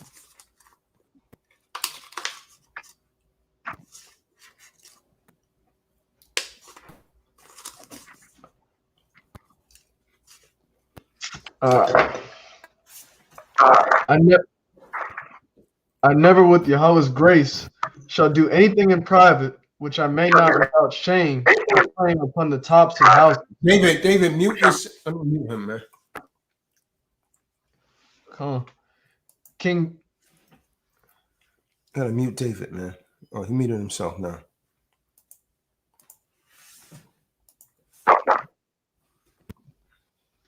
David, you gotta mute yourself, man. He keeps unmuting himself, man. Keep looking at the screen, man.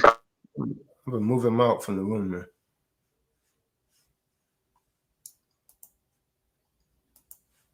Take David out, man.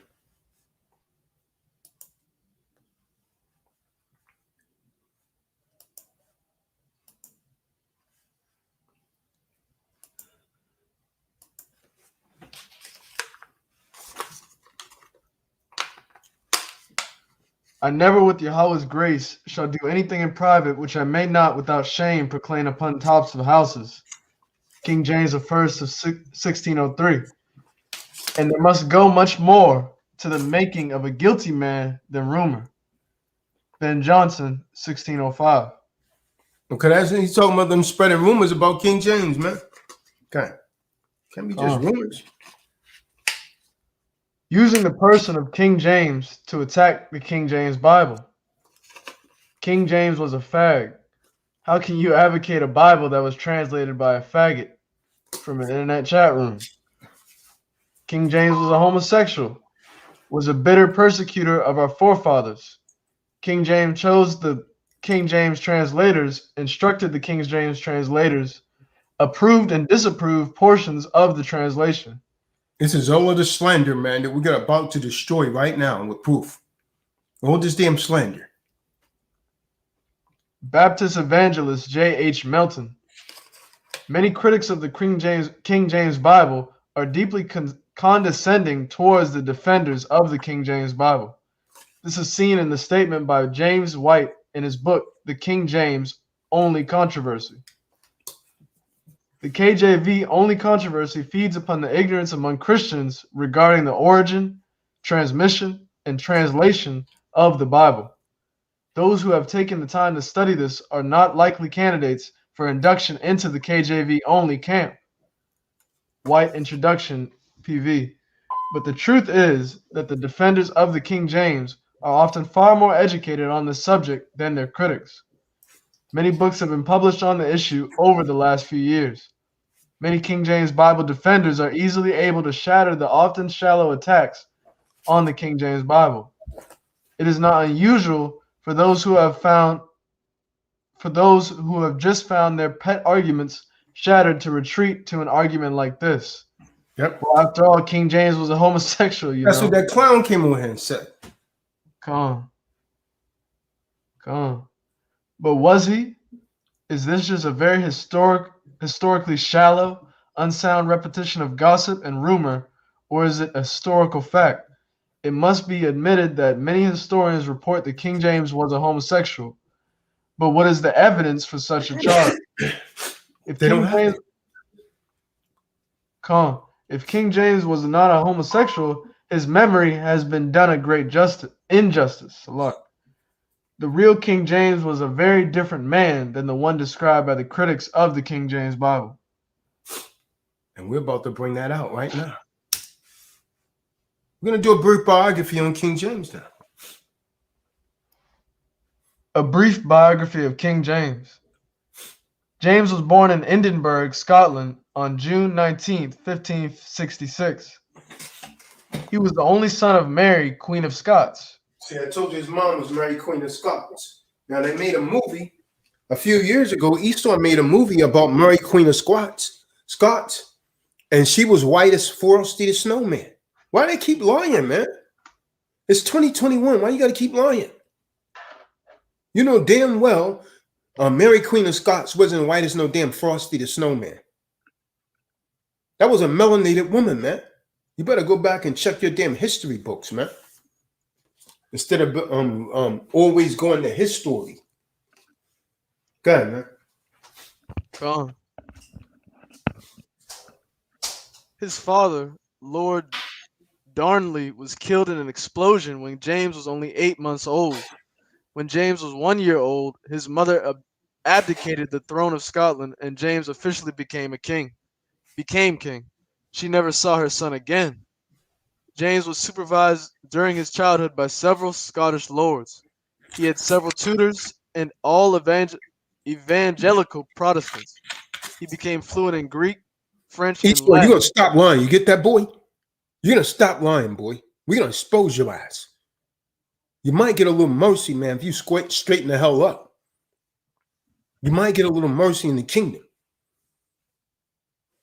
I might just make you work 2 shifts instead of 3. So you better calm the hell down, Esau. Go ahead, man. And received classical instruction in all 3 of these languages as well as English. He was kept fairly isolated until age 14. He developed a great fondness for books. Even as a teenager, he was recognized as a serious scholar. James was slender and of average height. He enjoyed horseback riding and hunting. His thin legs and narrow jaw prompted some to mock his appearance. James opposed the attempts of the Presbyterian preachers of Scotland to control the royal government. However, he remained in sympathy with their doctrine and publicly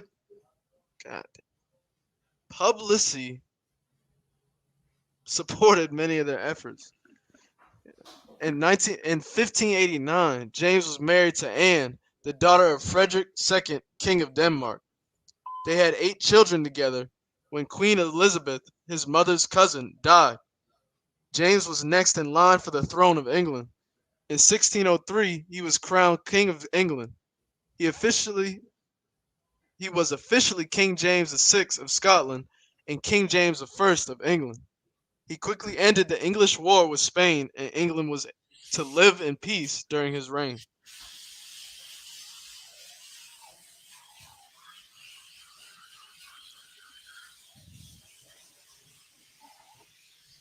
See, Tazadaq, you can't stand against me, because King James, he was a white homosexual.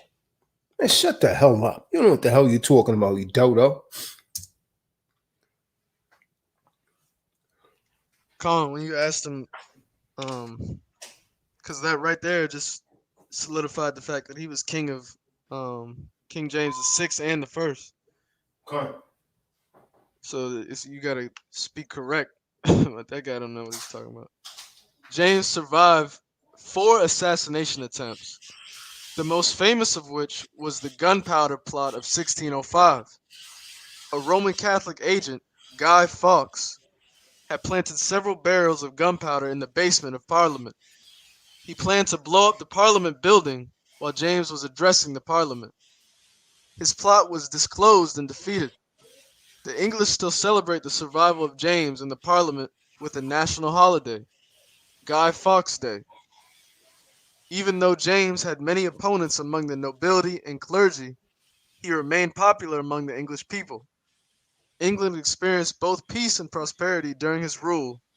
James was a strong advocate of the doctrine of the divine right of kings.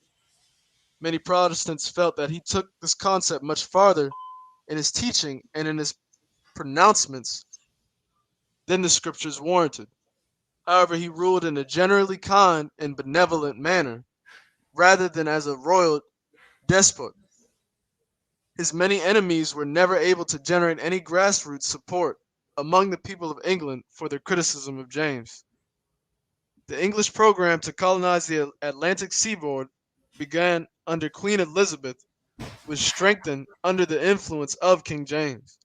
Jamestown, the first English settlement in the New World, was named after King James. King James' most conspicuous claim to fame were the formation of Great Britain, England. That's right. That's in Virginia, man. Jamestown, Virginia. Called, That's also where they sent the first so-called slaves in the so-called New World. Jamestown, Virginia. So-called 1619. Understand that. Well, we're going to dispel all these damn lies, man. But there were slaves that came here before that, man, by the name of the man named John Lope.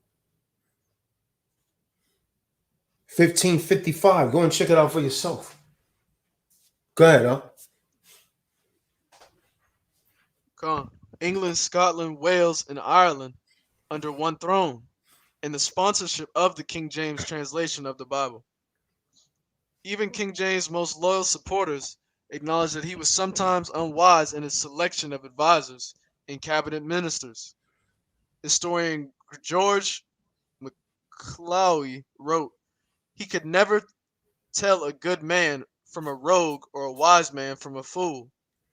As a result, he was surrounded by plots and intrigues, especially the last few years of his life. In 1625, King James passed away peacefully at his country estate in Hertfordshire. Like that bastard Anthony Weldon, man, started that lie after the man's death, man. This when the attacks came after he died.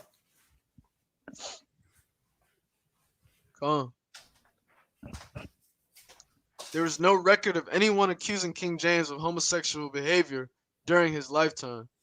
If you read most modern historians, you would believe that King James' homosexuality was open and widely recognized, but this is far from the truth. There are absolutely no contemporary accounts alleging homosexuality It's on just King like James. these damn clowns running around here because they hate Jake so much, saying Michelle Obama's a man. Ain't nobody but damn Esau, man. And them damn Jakes picked it up and run with it, man. Ain't nobody doing that but I sure. Saying, Barack Michelle Obama's a man. They did the same kind of garbage right here, man, that they did to King James. Then they changed his color. Like I told you, man, in 50 years, Kobe Bryant and Michael Jordan's gonna be a so-called white man. When you see an image of him, watch what I'm saying. They're gonna look like Larry Bird. Why? Remember that? It's gonna happen, man. Watch what I'm telling you. Watch what I'm telling you, man. It might sound trivial, but it's real. This is what's been going on throughout history, man. But look how they made Beethoven a so-called white man. They made St. George the Dragon Slayer, so-called white man. I got ancient books, man, that's showing him that he's a damn melanated man, a so-called Negro. So why they gotta lie, man? It's because they don't want you to know the truth, man. That's nothing but hate. You want to talk about hate? That is pure hate, man. And it's evil and it's wicked and it needs to stop. Otherwise, we wouldn't have to do videos like this. You can't push a picture for 2 damn centuries, over 2 centuries, and then of an image of a fake Hamashiach, and you call him Christ and tell people this is what the Son of God looks like. So if you're throwing up an image and saying this is what the Son of God looks like, and it's the Son of the Most High, you're saying that the Most High is also an Edomite. That's what you're saying. That's what you're indoctrinating into the minds of the people. So you can't just say, after you get that into people's mind, oh, come on, man. Come on, guys. Color don't matter. Why we got to get caught up on? If it didn't matter, you would have left it in its original image, as explained in the works of Josephus and in the Holy Bible. Why'd you have to change it? If color don't matter, okay, just go ahead and run through a red light. Color don't matter. Just pretend the red was green, don't matter. Color don't matter. Right? Since color don't matter. You understand what I'm saying? That's stupid, man. For someone to even suggest that, man. Color don't matter. See, that's trick knowledge, man. That's trickonery. Kahan.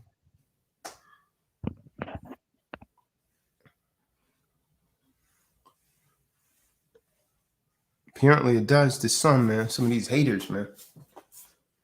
Then you you go and get a damn uniform and you call yourself the Ku Klux Klan, and you stole that from us, man. You stole that from Israelites.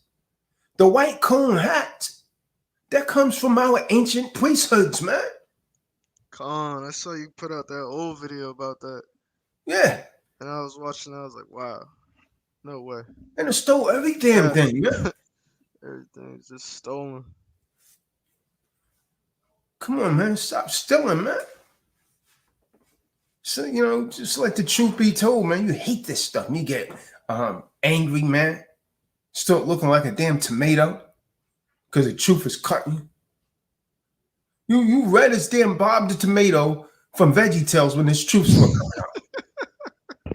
You understand what I'm talking about? Not VeggieTales. Yeah, man. Remember Bob the Tomato from VeggieTales? Yeah. Read as damn Bob the Tomato from VeggieTales, man. Because the truth is going forward. Can't stop this truth, man.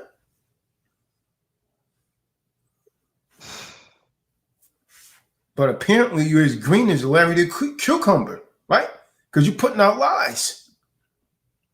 Come on, Larry and Bob. Yeah, Bob and Larry, man. A couple of damn dodos.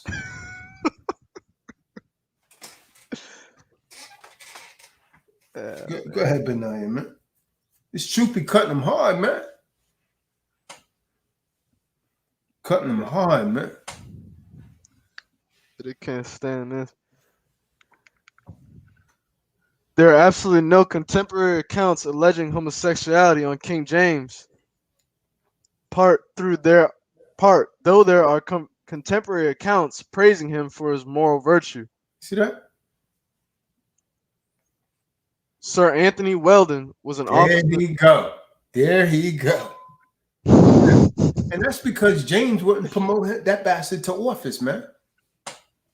That's what that Shah does, man. Defame your character, man. Defamation. Go ahead, man. Kahan was an officer in the royal household of King James. He was knighted by King James in 1617. He was eventually dismissed from the royal court by King James. He vowed to get revenge. He supported the anti-monarchy forces during the English Civil War.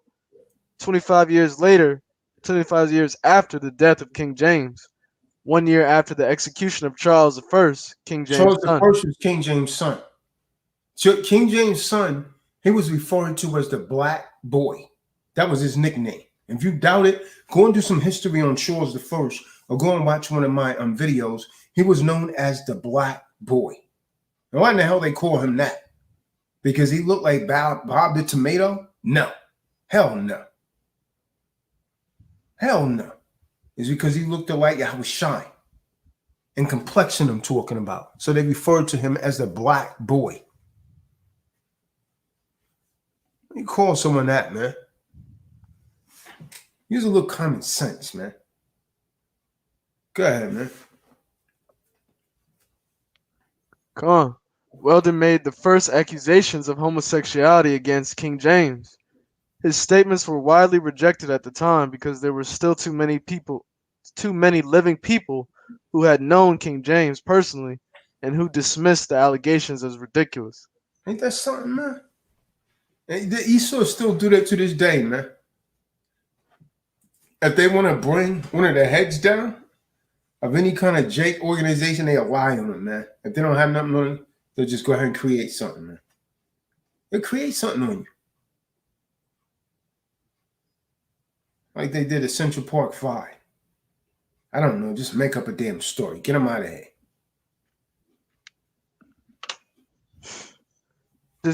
Disgruntled courtiers and political opponents Courtiers. courtiers. Yeah, people that's in the royal court. Courtiers. Disgruntled courtiers and political opponents picked up the allegations against King James. They was disgruntled against the man. Like many of them are disgruntled against us. I don't like Tazadaq. I don't like Tazadaq. I'll be glad when they get him, man. And one dude came and said, damn, man. They didn't rush you yet. The dude literally told me that, man.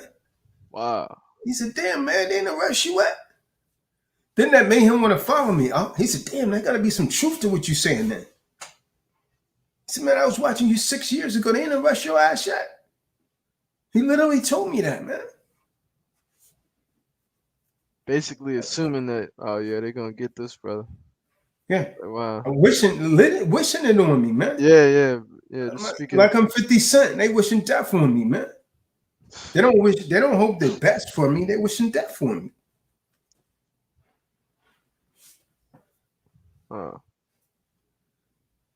Nothing but a bunch of Anthony Weldons out there, man.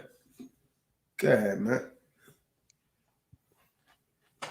Picked up the allegations against King James and began to use innuendo to hurt his reputation.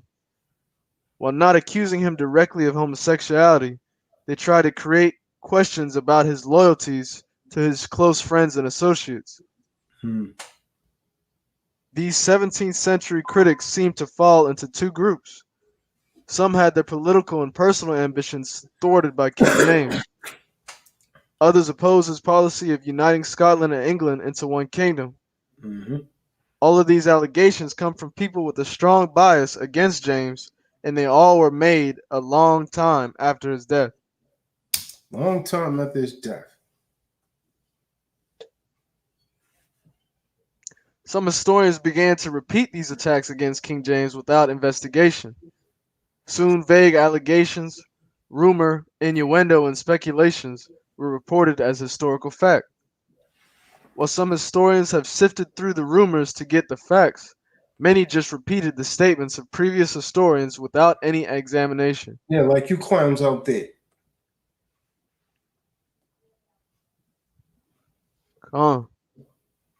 In the 18th century, the primary reporters of King James homosexuality were those who opposed the Union of Great Britain and also Roman Catholics who resented the support that James gave Protestants. In the 20th century, two different groups have clung to the allegations about King James and propagated them in defiance of the facts. Homosexual activities have been determined to claim King James. See who came in here. Oh, David. Peace, King.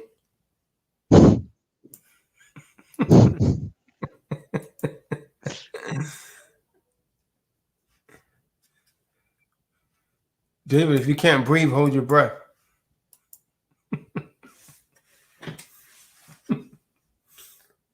David, man. The king has returned to his throne, man.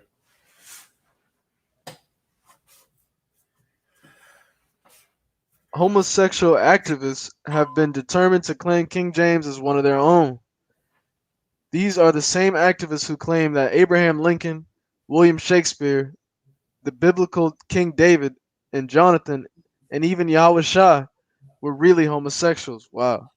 Historical facts means nothing to these people. They care only about their political and social agenda. It is a travesty when evangelicals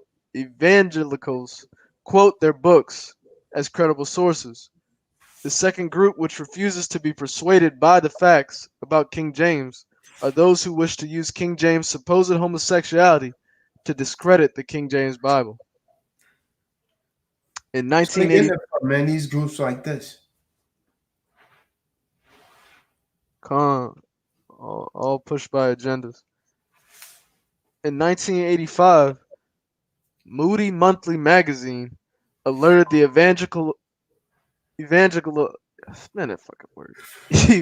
evangelical world to the allegations that King James was a homosexual.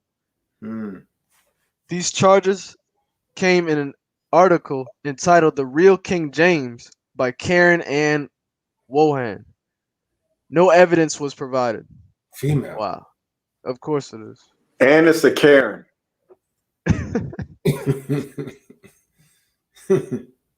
Literally. The key word, no evidence was provided. Key words. The article was accompanied by the Bible that bears his name by Leslie Keylock.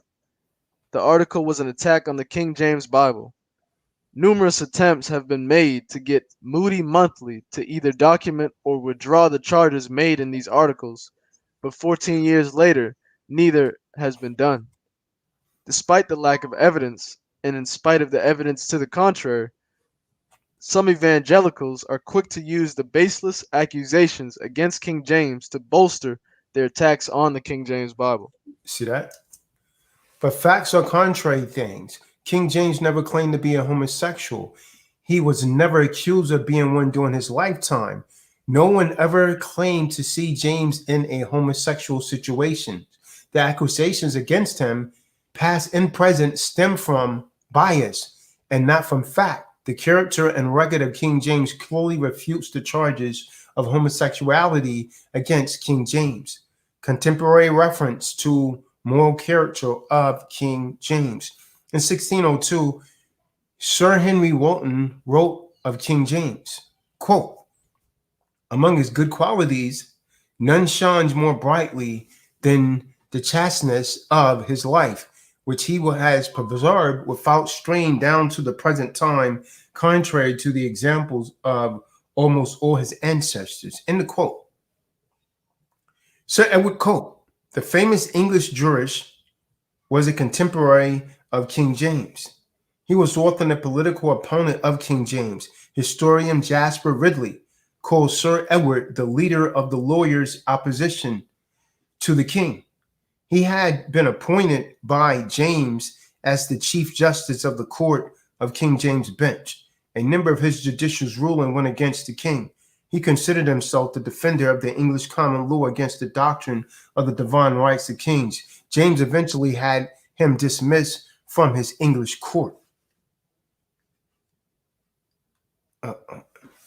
In his legal commentary, Cook maintained the common law position about homosexuality.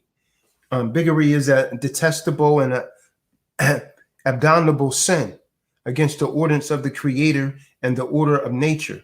Cook was no friend of homosexuality and no political ally of King James. Yet in the reference to the personal character of King James, he wrote, quote, "And I, knowing the sincerity of his, James' justice, for which he is the most renowned king in the Christian world," end the quote. Sir Anthony Wilson was a historian during the time of James. He opposed James and the concept of monarchy. He wrote harshly about James in some areas. However, in his Dictionary of National Biography, he has these references to King James. He stated that James' life was decidedly pure and his own life was pure. He also stated that James did not come into conflict with Presbyterian clergy in any area of morality. The Presbyterian preachers had opposed his mother, Mary, Queen of Scots, on the grounds of her adulteries. They found no reason to oppose King James on moral ground. Mary, Queen of Scots, was getting busy. Bedford Godfrey Goodman lived during the time of King James. He publicly preached against the moral sins. He opposed King James and was denied opportunity for advancement by King James. James supported him of sympathy towards Roman Catholicism. However, when Anthony Weldon began to question James' morality, Bishop Goodman refuted him. According to the English historian Charles Williams Goodman wrote, quote, "The king himself was a very chaste man," end of quote. It is a rare political leader whose morality and virtue was praised even by his contemporary opponents. Dr. Miles Smith was chosen by the King James translators to write the preface to the King James Bible. The translators to the readers, in the preface, he says has very contemporary things about King James. Some have suggested that this was simply custom of the times, and others have questioned the sincerity of the translators because of these comments. In reality, these were devout, Bible-believing men who were not afraid to disagree with the king. Many of them spoke publicly against King James' positions on the divine rights of kings. Had there been any reason to believe that he was a homosexual, they would have openly condemned him for it. Yet, their estimate of his spiritual character and moral leadership is reflected in statements such as these from the preface of the King James Bible. "Great and manifold were the blessings of the most dread sovereign, which the Almighty Yahweh, the Father of all mercies, bestowed upon us, the people of England, when he first sent your majesty, royal person, to rule and reign over us." The preface also praises King James for maintaining the truth of Christ and propagating it for far and near. Is that which have so bound and firmly knit the hearts of your majesty's loyal religious people unto you, that your name is precious among them. Their eye doth behold you with comfort, and they bless you in their hearts as that sanctioned person who under Yahweh is immediate author of their true happiness. The Puritans were not frightened, helpless preachers who were scared into praising a wicked monarch. When King James's son, Charles I, became king, the Puritans thundered against his perceived immoralities like John the Baptist against Herod. Yet they had nothing but praise for King James' moral and spiritual character. Not all historians has blindly repeated the slander against King James. Isaac Disraeli, 1863, wrote, "Perhaps no sovereign has suffered more by the art which is described by in old Irish proverbs of killing a man by lies. The surmises and the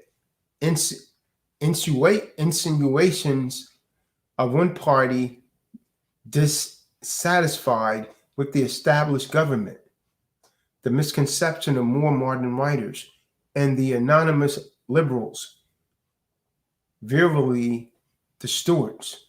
These cannot be treasured as authorities of history.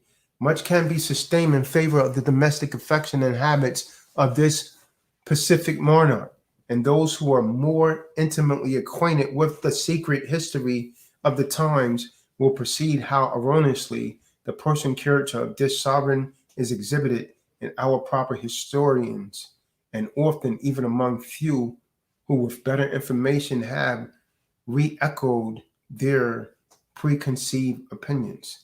In 1891, F.A. Enderwick wrote, Sidelights of the Stuarts about King James, quote, I think only justice to say that much of the scurrilous abuse to which he has been subjected appears to be without warrant, and that he was personally a man of good moral character, a quality which has been probably much in debtness to the strict and careful training he received from the Presbyterian tutors. Historian Charles Chambers, 1830, published 2 volumes on the life of King James. Chambers called him greatly loved and greeted, and very much beloved by his people. He also calls him a monarch whose character was good. He also says that his conduct was everything that could be expected of a good Christian. Historian Samuel Rawson Grinder wrote King James's. His own life was virtuous and upright. King James' own statement on homosexuality. King James' book. We never got to this part in the book, man, in the letter.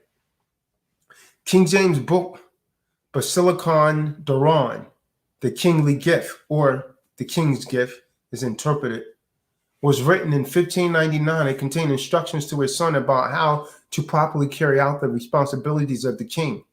Included among his instructions is a statement. We never got to this section, Yashabin.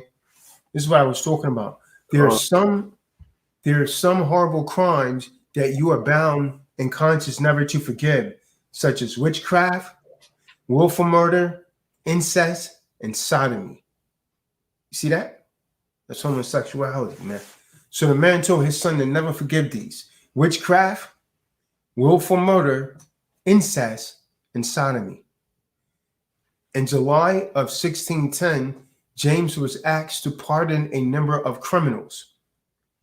He did pardon several on the list, but refused to pardon those convicted of sodomy, homosexuality. He advised his son to stay away from the effeminate ones. You hear that, Benai? Stay away from the effeminate ones. James repeatedly referred to homosexuality as the horrible crime. These are indeed strange statements from someone given to homosexuality. James routinely listed homosexuality with witchcraft and murder, just as the Bible does. The King James Version translation of the Bible, which was sponsored by King James, does not in any way weaken the biblical statement about homosexuality.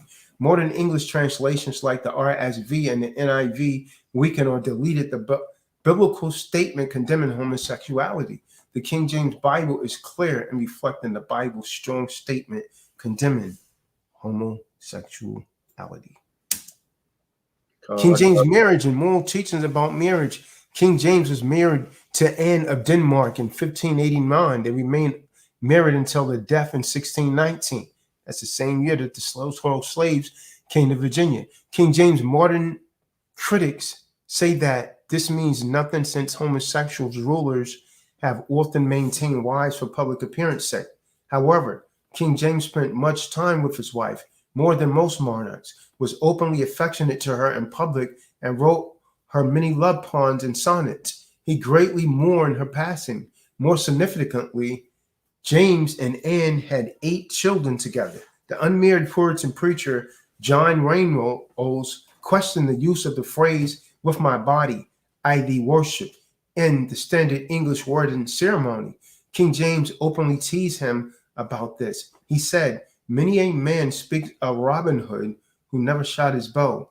If you had a good wife yourself, you would think that all the honor and worship you could do her would be well bestowed."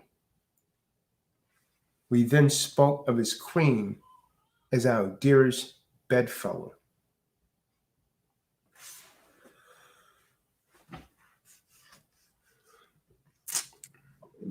I got you. In 1603, James wrote the following to Anne. I thank the Supreme Allaham I carry that love and respect unto you, which by the law of Yahweh and nature I ought to do to my wife and mother of my children, for the respect of your honorable earth and decent I married you. But the love and respect I now bear for you, that ye are my married wife, and so partaker of my honor, as of all my other fortunes. Where ye were a king's or cook's daughter, ye must be all alike to me, being one my wife. D.H. Wilson wrote the following about King James' love poems to his wife.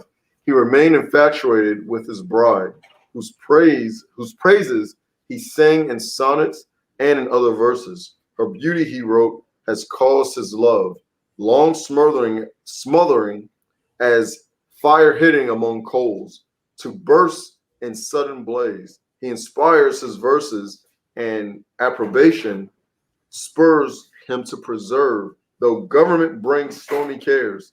But she is a sweet physician who can soothe and cure his ills.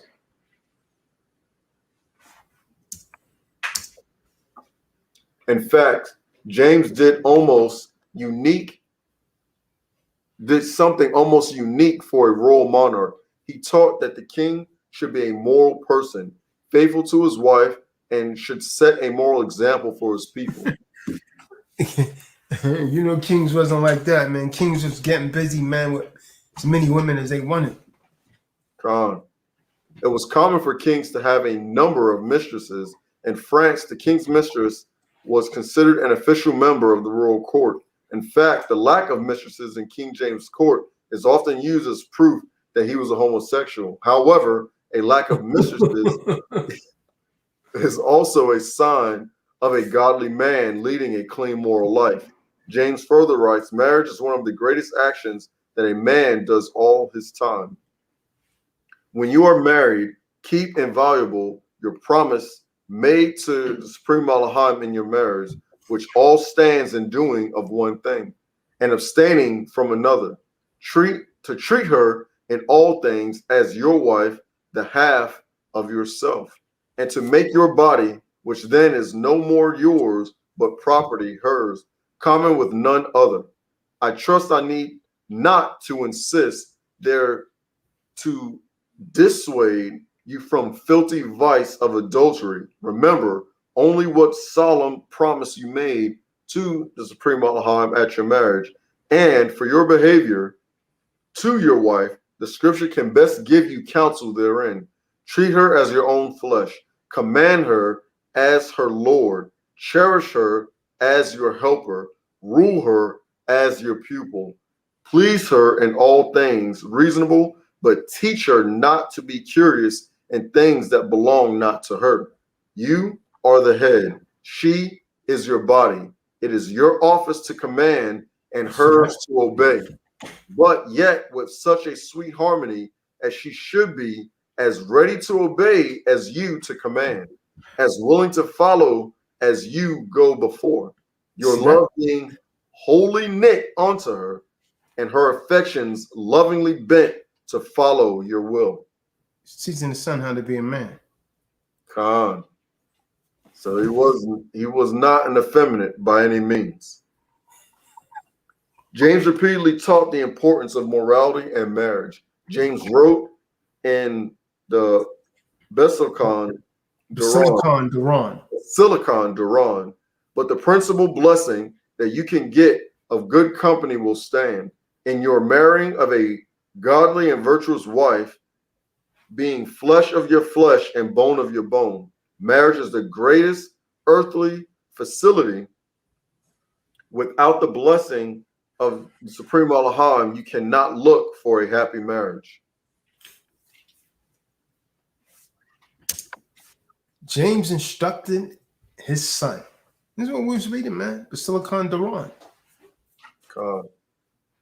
James instructed his son, keep your body clean and unpolluted while you give it to your wife, whom to only it belongs, for how you can justly crave to be joined with a virgin if your body is polluted? Why should the one half be clean and the other defiled? And suppose I know fornication is thought but a Reciting what Hamashiach says now. Kahan. And suppose I know fornication is thought but a venial sin by the most part of the world. Yet remember well what I said to you in my first book regarding conscience, and count every sin a breach of the Supreme Elohim's law, not according as the vain world esteems of it, but as the Supreme Elohim, judge and maker of the law, accounts of the same. Here, the Supreme Elohim is commanding by the mouth of Paul to abstain from fornication, declaring that the fornicator shall not inherit the kingdom of heaven, and by the mouth of John reckoning out of fornication among other grievous sins, that declares the committers among dogs and swines. James notes the end thereof is a man given over to his own filthy affections. Because of King James' strong moral teaching and personal example, the Disraeli wrote, James had formed the most elevated conception of the virtues and duties of a monarch. Few English monarchs use the moral authority of the throne to teach morality and demonstrate it by example. Those who did, like James and Queen Victoria, generated great resentment from those who were convicted by their moral teachings. In both cases, after their death, their enemies attacked them with vicious moral slanders. The real King James was an outstanding moral example and a clear moral teacher. In neither case was there any evidence to back up their accusations. King James pointed out how many civil wars were started by the illegitimate sons of kings. He pointed out how many innocent lives could have been saved if kings had been moral people. See that? Oh yeah, he was another Tazadaq, the program enlightener at his time. That's crazy. Misunderstood customs of the time. King James critics asked, isn't it true that King James publicly kissed men on the cheek and called men affectionate names like darling and sweetheart? Didn't men routinely sleep at night in his bed? Didn't King James often lean on a male members of the royal household? These allegations are true. Similar evidence is also used by modern homosexual activists to assert that William Shakespeare, a contemporary of King James, was a homosexual. But this is all a misreading of the customs of the time. Assassination of royalty was a common event, and it was a customary thing for kings to have bodyguards sleep in their bed. No one accuses the promiscuous womanizer Henry VIII of being anything but. He was wicked, man. Now he was wicked. Henry VIII. Kahan. Yet he routinely slept with bodyguards in the royal bed. King James survived 2 kidnappings and 4 violent attempts on his life. Such experiences did nothing to cause James to break with the normal procedure of always keeping his bodyguards close at hand. And sharing his bed with royal bodyguards, King James was only following the normal practice of royalty of his time. Terms of affection like sweetheart and darling were normal terms used between men in the 17th century in England. In Psalms 22 and 20, Supreme Elohim, the Father, calls Christ the Son, my darling. He does so again in Psalms 35 and 17. In the 1990s, African-American women routinely called each other girlfriend. This is not a homosexual term, but a normal expression of the time. Anyone who presents the use of terms like sweetheart and darling as proof of homosexuality in the 17th century England is a very shallow historian or has a very vulgar mind. King James, or for that matter, William Shakespeare, does not deserve such treatment. Men kissing men as a form of greeting was a common innocent custom in the 17th century England, just as it is in the 20th century France.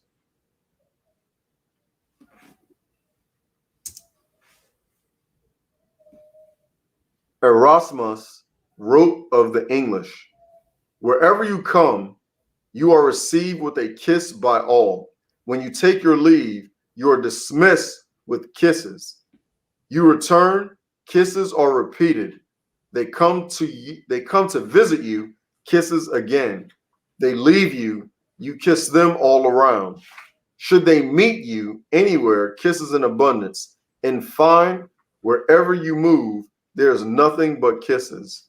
Before evil-minded men are quick to present this as proof of homosexuality, perhaps they remember that this was also a common custom in Bible times. Greet one another with a holy kiss. 1 Corinthians 16 and 20. See also Luke 7:45, Romans 16 and 16, 2 Corinthians 13 and 12, 1 Thessalonians 5 and 26, 1 Peter 5 and 14, Acts 20 and 37. Because of the weakness of his legs, James often leaned on members of the royal staff as he was dealing with official business. Such a position is not unusual for a king. 2 Kings 7 and 2 and 17. John leaned on Yahushua, Jesus, John 13 and 23, 21 and 20. Homosexual activists try to claim this as proof of homosexuality on the part of Yahushua, but Bible believers are quick to see through such foolishness. Titus 1 and 15. Anyone interested in the truth would be willing to understand King James' behavior in light of the customs of the day. Was King James a saved man? James was around the preaching of the gospel and teaching of evangelical theology from his early childhood. His coronation ceremony was delivered by Reformation leader John Knox. Puritan theologian George Buchanan was one of James' early tutors and later dedicated a doctrines textbook to him. Historian Robert Chambers described James' biblical knowledge this way. He was deeply read in scripture. He could quote its text with great facility. He knew it even with philosophical or philological exactness. James wrote to a friend and said, praying the Supreme Elohim that as you are regenerated and born in him anew, so you may rise to him and be sanctified in him forever. In his writing, James often referred to salvation as a free gift, salvation by faith and regeneration. He refers to one day receiving white garments washed in the blood of the Lamb. In only one area does James ever seem to differ doctrinally with his Scottish Presbyterian tutors, the doctrine of civil government. James was trained by evangelical Christians, claimed to be an evangelical Christian, wrote about evangelical doctrine, and was accepted as a saved man by the born-again Christians of his time. Nothing documented in his life gives anyone reason to question his salvation. In fact, the real King James showed an interest in morality and holiness that is almost unique among the royalty of the period. James wrote, holiness being the first and most requisite quality of a Christian, as proceeding from true fear and knowledge of the Supreme Elohim. There's no legitimate reason to question James' salvation. The real King James was a professing Christian with a good testimony. King James' role in sponsoring the King James translation. From January 14th to the 18th, 1608 AD, the leaders of the Church of England met at Hampton Court in London. This meeting was called by King James. The Church of England was divided into three main factions. The Anglo-Catholic faction wanted to keep all the trappings and much of the doctrine of the Roman Catholicism without acknowledging the authority of the Pope. The Protestant faction wanted the Church of England to be the state Protestant church like the Lutheran in Germany and Reformed Church in Switzerland. The Puritans were the most thoroughly evangelical and biblically oriented of the three groups. They wanted a complete break with Catholicism and a greater degree of independence for local churches.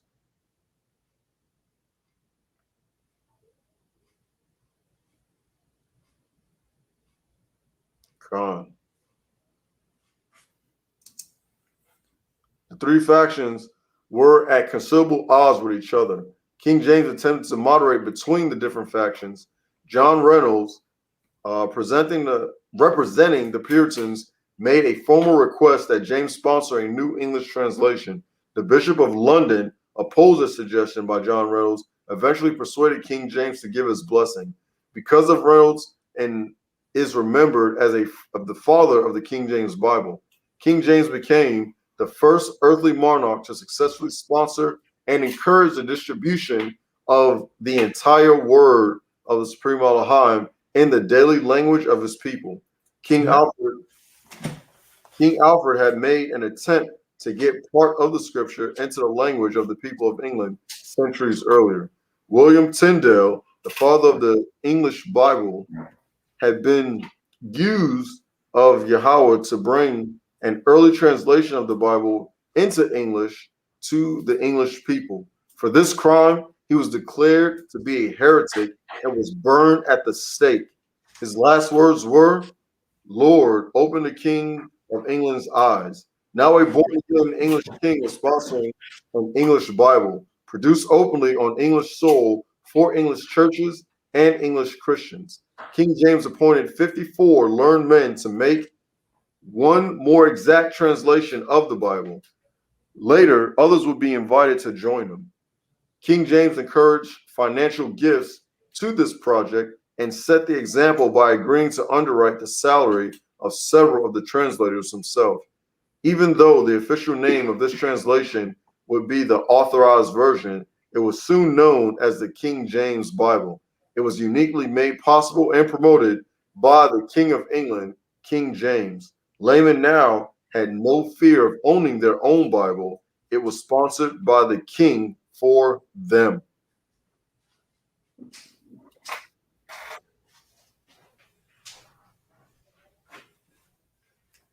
Not what you anticipated, huh? King James' political accomplishments. King James was the first British monarch to bear the title Sacred Majesty. King James united Scotland, England, Wales, and Ireland under one royal throne.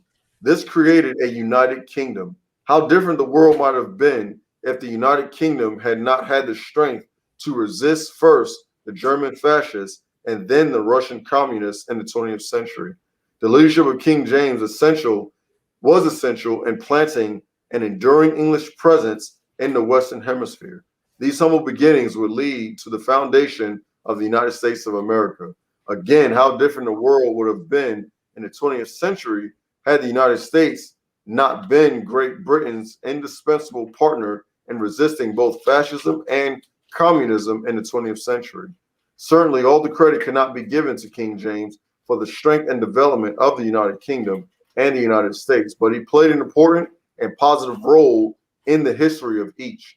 One of James' contemporaries described his rule in this way: "For he lived in peace, died in peace, and left all of his kingdoms in a peaceable condition."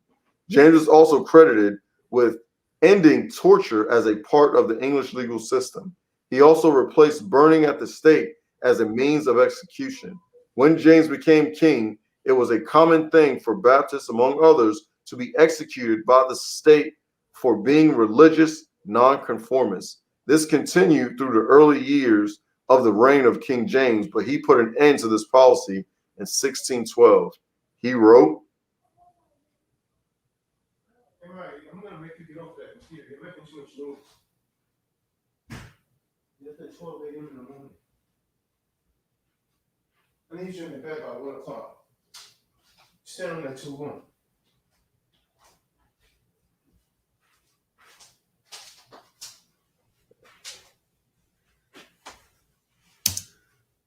That's crazy, General Yashavim. Nobody ever preached anything like that to me for all the years that I've been listening to preachers. Thank you.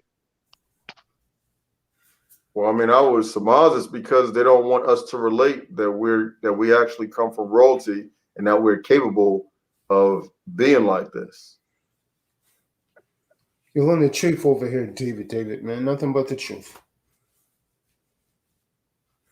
Kahan, he wrote, King James wrote, I will never allow in my conscience that the blood of any man shall be shed for diversity of opinions in religion.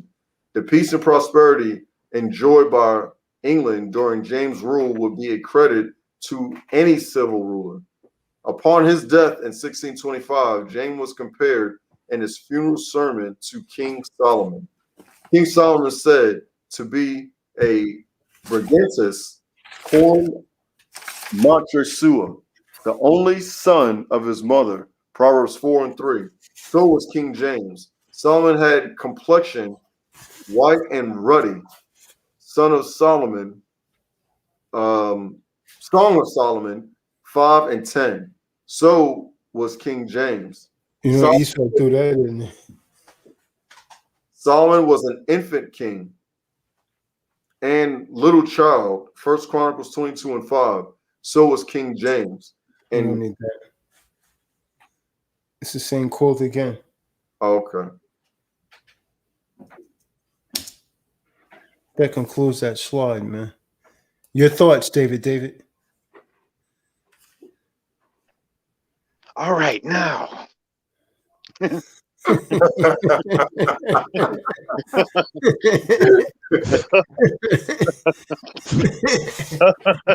I always recommend the King James Version Bible. And I just want you all to understand that the Bible is teaching us how to live here. Because all of us ain't gonna make it to heaven. So at least do the easy thing.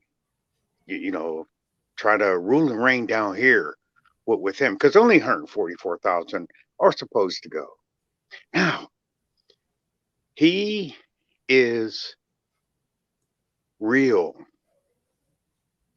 And I want each and every Yakum on here within the next week to have an experience with him. It's amazing. You won't feel like Enoch or anything. He ain't going to tell you to go out there and measure anything or anything. But everyone under the Kahan's teaching has the potential to equal what the Kahan is trying to give you. So that's what I want for you, Yakims. I like that you are persistent with this word, because you make it simple to me, and I can explain it to new people. But I'm not preoccupied with explaining things to new people, because I know that he is real. Yahweh is real. So, but for some reason or another, he wants me to try to explain this. And if it wasn't for you alphas, I would be boring. So you all are, keeping the fire going in me, stuff like that there. So keep it going. I have no problems with you all. But I'll tell you something about that Kahan.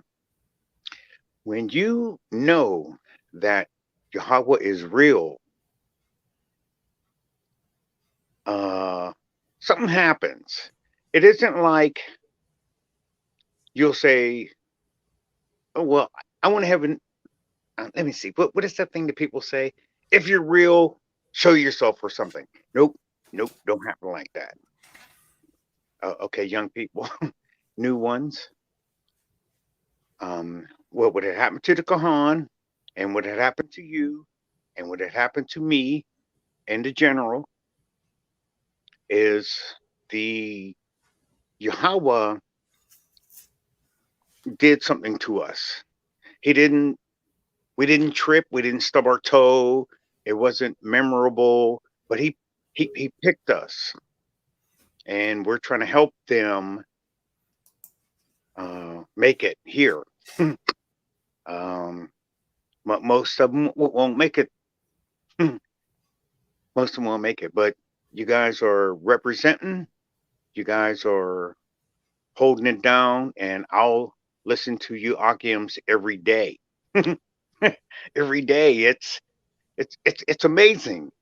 Plus, I already know that Yahweh is real. That's my thing. I'm like, how does this work? This kingdom just keeps working and working and working. And I want to encourage you, just like you encourage me. Maybe not the same way or the same words or anything, but you all encourage me to keep going. You always give me something new.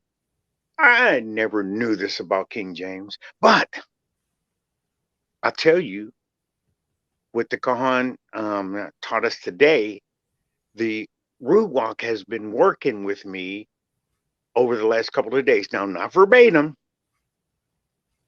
but James and John came up a lot. So you men are something else.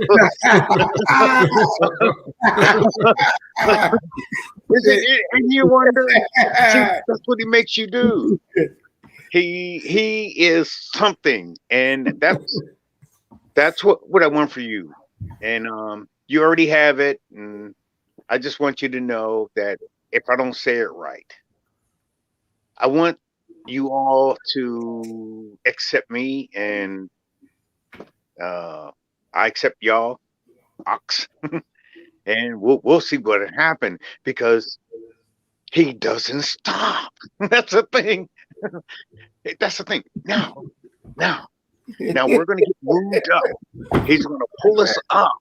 We're going to go to the next level. See, in the church, that thing that King James was I'm talking about was just for here, but we are being moved up, and it is something we can never go back. We have had our minds renewed, and I don't know. I guess you can't take it back if if you renew it. But anyway, I hate explaining stuff when I don't have it written down. But I love you, Ox. I haven't found 4 or 10 people or 12 people like you all. And I've been doing this since I'm 4 years old. And I'm sure that a lot of you, Ox, have been dealing with the King James Version kind of level of helping, love your neighbor as yourself and stuff like that there. But now you're being moved up, and we're going to I'm see him now. Calm down. I know that it says no man has seen God and lived. Uh, but you can see Yahweh and live. So um uh, you guys, I hope you learn that. I hope I don't sound crazy, but I love him. I cannot believe he just did this to me with you all. Man, my computer went crazy, and I almost, was like, okay, I'm not going to listen to these brothers. But the Yahweh, the Ruach, absolutely will not let me stop. I'm sorry. I get on my own nerve, and I keep coming back to you all. And I know it's got something to do with that Kahan, and I kind of got an idea of what he's going through. Now, my thing is, I'm not telling nobody else's testimony. So I'm not trying to give you the Kahan's testimony. But I kind of got a picture of what it's like when the Yahweh and the Ruach just, when they move you up, it's called in the Bible, the closest as I can associate it in the King James Bible is the renewing of your mind. But the Kahan helps me renew it and renew it and renew it. So this is not like a me pity thing, but you cannot believe what I've been going through. And it's the same thing that you brothers or I'm going through.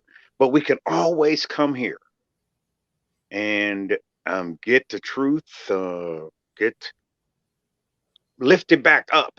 Nobody ever pulled me down. You know, even the times that probably should have been laughed at, uh, I still, something make me still come here. And the root walk showed me why. Because I renewed my mind. My mind, it gets renewed. Not my actions, not my habits, not my, blah, blah, blah. Okay, come on. I didn't write it down. So I'm not going to take up any time. We've already been on there for like 9 hours. So I want to encourage you guys. And it doesn't matter if I encourage you or not, because you guys are already on the next level. So help the ones you can, and the ones you can't, don't worry about that one, and just keep it moving. So thank you. I praise God. Now I praise it, Yahweh. All right, so just to make it personal, Father, Abba, bless each one of these. Keep their families safe. Keep their cars running. Keep their bank accounts full. Keep love fresh for them, and keep it moving. And this I ask in the highest name I could think of. Each level I go to, I get a different name to call you. I'm glad I'm at this level and I'm calling you Yahweh. And if this is the name that they recognize you at, I say Yahweh, bless them. If I get up to your throne, I want one of them to say, hey, David, you said something and it helped me make it up here. That's what I want. And that's what these ox want. They want for you young ones to, meet them and say, hey, because of what you said, they made it. So this is my prayer with you all. And I'm I have nothing else to say. I give it back to the Kahan. Now it's Marty. Marty want to get me. Never, brother, never, my brother. I'm just glad to see you well and rejuvenated, David. David, you're the man. You're always the man. Oh man, the Kahan said that a righteous man will fall 7 times, but he'll get up every time. That's right. A little bit slower when we get our age, Marty, but we're gonna get back up Into because the will. he called us. He designed us. What we don't know what we can do. I had a young man. He's in his 70s.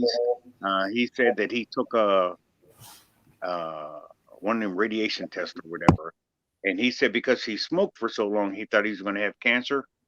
He didn't have nothing. They were like, "Oh, well, come back in a year. We'll check you again."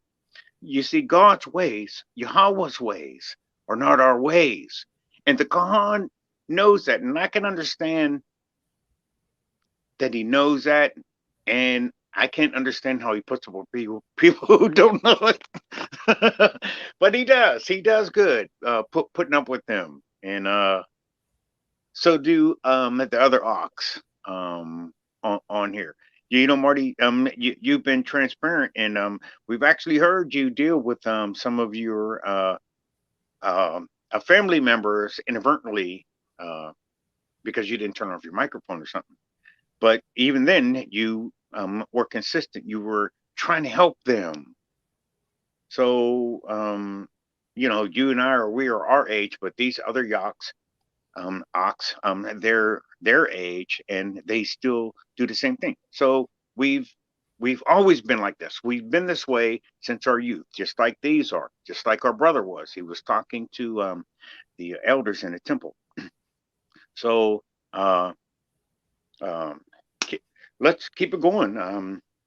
I'll do what I can. I have a lot of excitement when you guys start talking. So keep talking. And I'll keep listening. And did I mention that Yahweh is real? Did I mention that? He is something. He's a wonder. He's not worried about you seeing him and dying. He's worried about you seeing him and coming to him. He's gonna call you. You're gonna see him. So we're called, and he is. He, when I come out of the presence of the Ruach, I didn't even have a description. I couldn't tell you what I saw. It, if you paid me before I went in to his presence to, take notes and stuff, I couldn't do it. But he's a wonder. All I know is he will not stop. Just like all these ox on here know that Yahweh Shai will not stop, and he's a different level when you start working with the Yahweh Shai. But I'm preaching to the choir, so this is how you guys make me feel on the inside. I love listening to y'all because you guys say things and you make me start talking to myself, and I'm like, oh, what scripture is that? You know what I'm saying?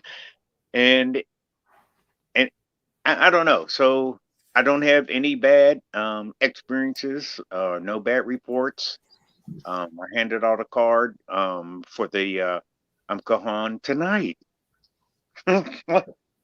Like 12:30 at night, and I'm handing out his card to a young Ak because I don't know what the Kahan is going to say, but I trust that somebody I barely know needs to listen to the Kahan. That's just how it works in this kingdom. So let's keep it going. Okay, so let's let some of the young ones do their thing, and we're proud of you, young ones. You're doing it the way you do it. Might not be the way I would do it, but you're talking about the same one. It's not three. It's one. So keep going. Keep lifting up the Kahan. When he gets tired, it has to be you young ones that got to climb up there and hold his arms up, because me and Marty, we ain't gonna make it up there on the battlefield. Okay, so let's let some of the young ones in. All right, David. Trovely. Looks like it's a little too late for your husband to come on tonight. But we thank everyone for listening. It's getting late. It's going on 1 a.m. over here. There you have it. You could go back and review this video. Anyone that has a doubt whether or not was King James a homosexual, you could shut the hell up and stop spreading damnable heresies. You're just repeating a lie that has no validity to it, nor do you have any type of evidence that you could prove to the contrary. What do you have, Daryl? Daryl Thornhill. Shalom, Khan. All the men of T-Dot. Shalom. What's going on, brother? Thank you for the edification. And this it's just another fill in the blank or fill in the pieces of the puzzle that are missing for the understanding that we didn't get when we should have. So I hope everybody on here, I mean, it's so clear now that what was done was intentional. Right. And during those times, me personally, it's just my opinion that the backstabbing, the expulsion, and then the breeding out of the monarchy is why you have that so-called monarchy that's there in place today. But I'm sure that they managed to try to keep some of the blood in the royalty, so that way they can always lay claim. And I think that's why they had that, whatever that prince's name was, marry that American girl because she had some melanin in her skin. So they could keep that melanin going through their bloodline.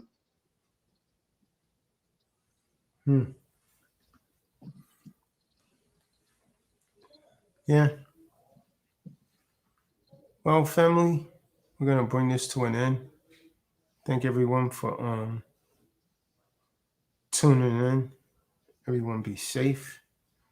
And we're gonna say shalom, man. Everybody be Shalom. safe. Shalom. Shalom. Peace be with you. Shalom. It's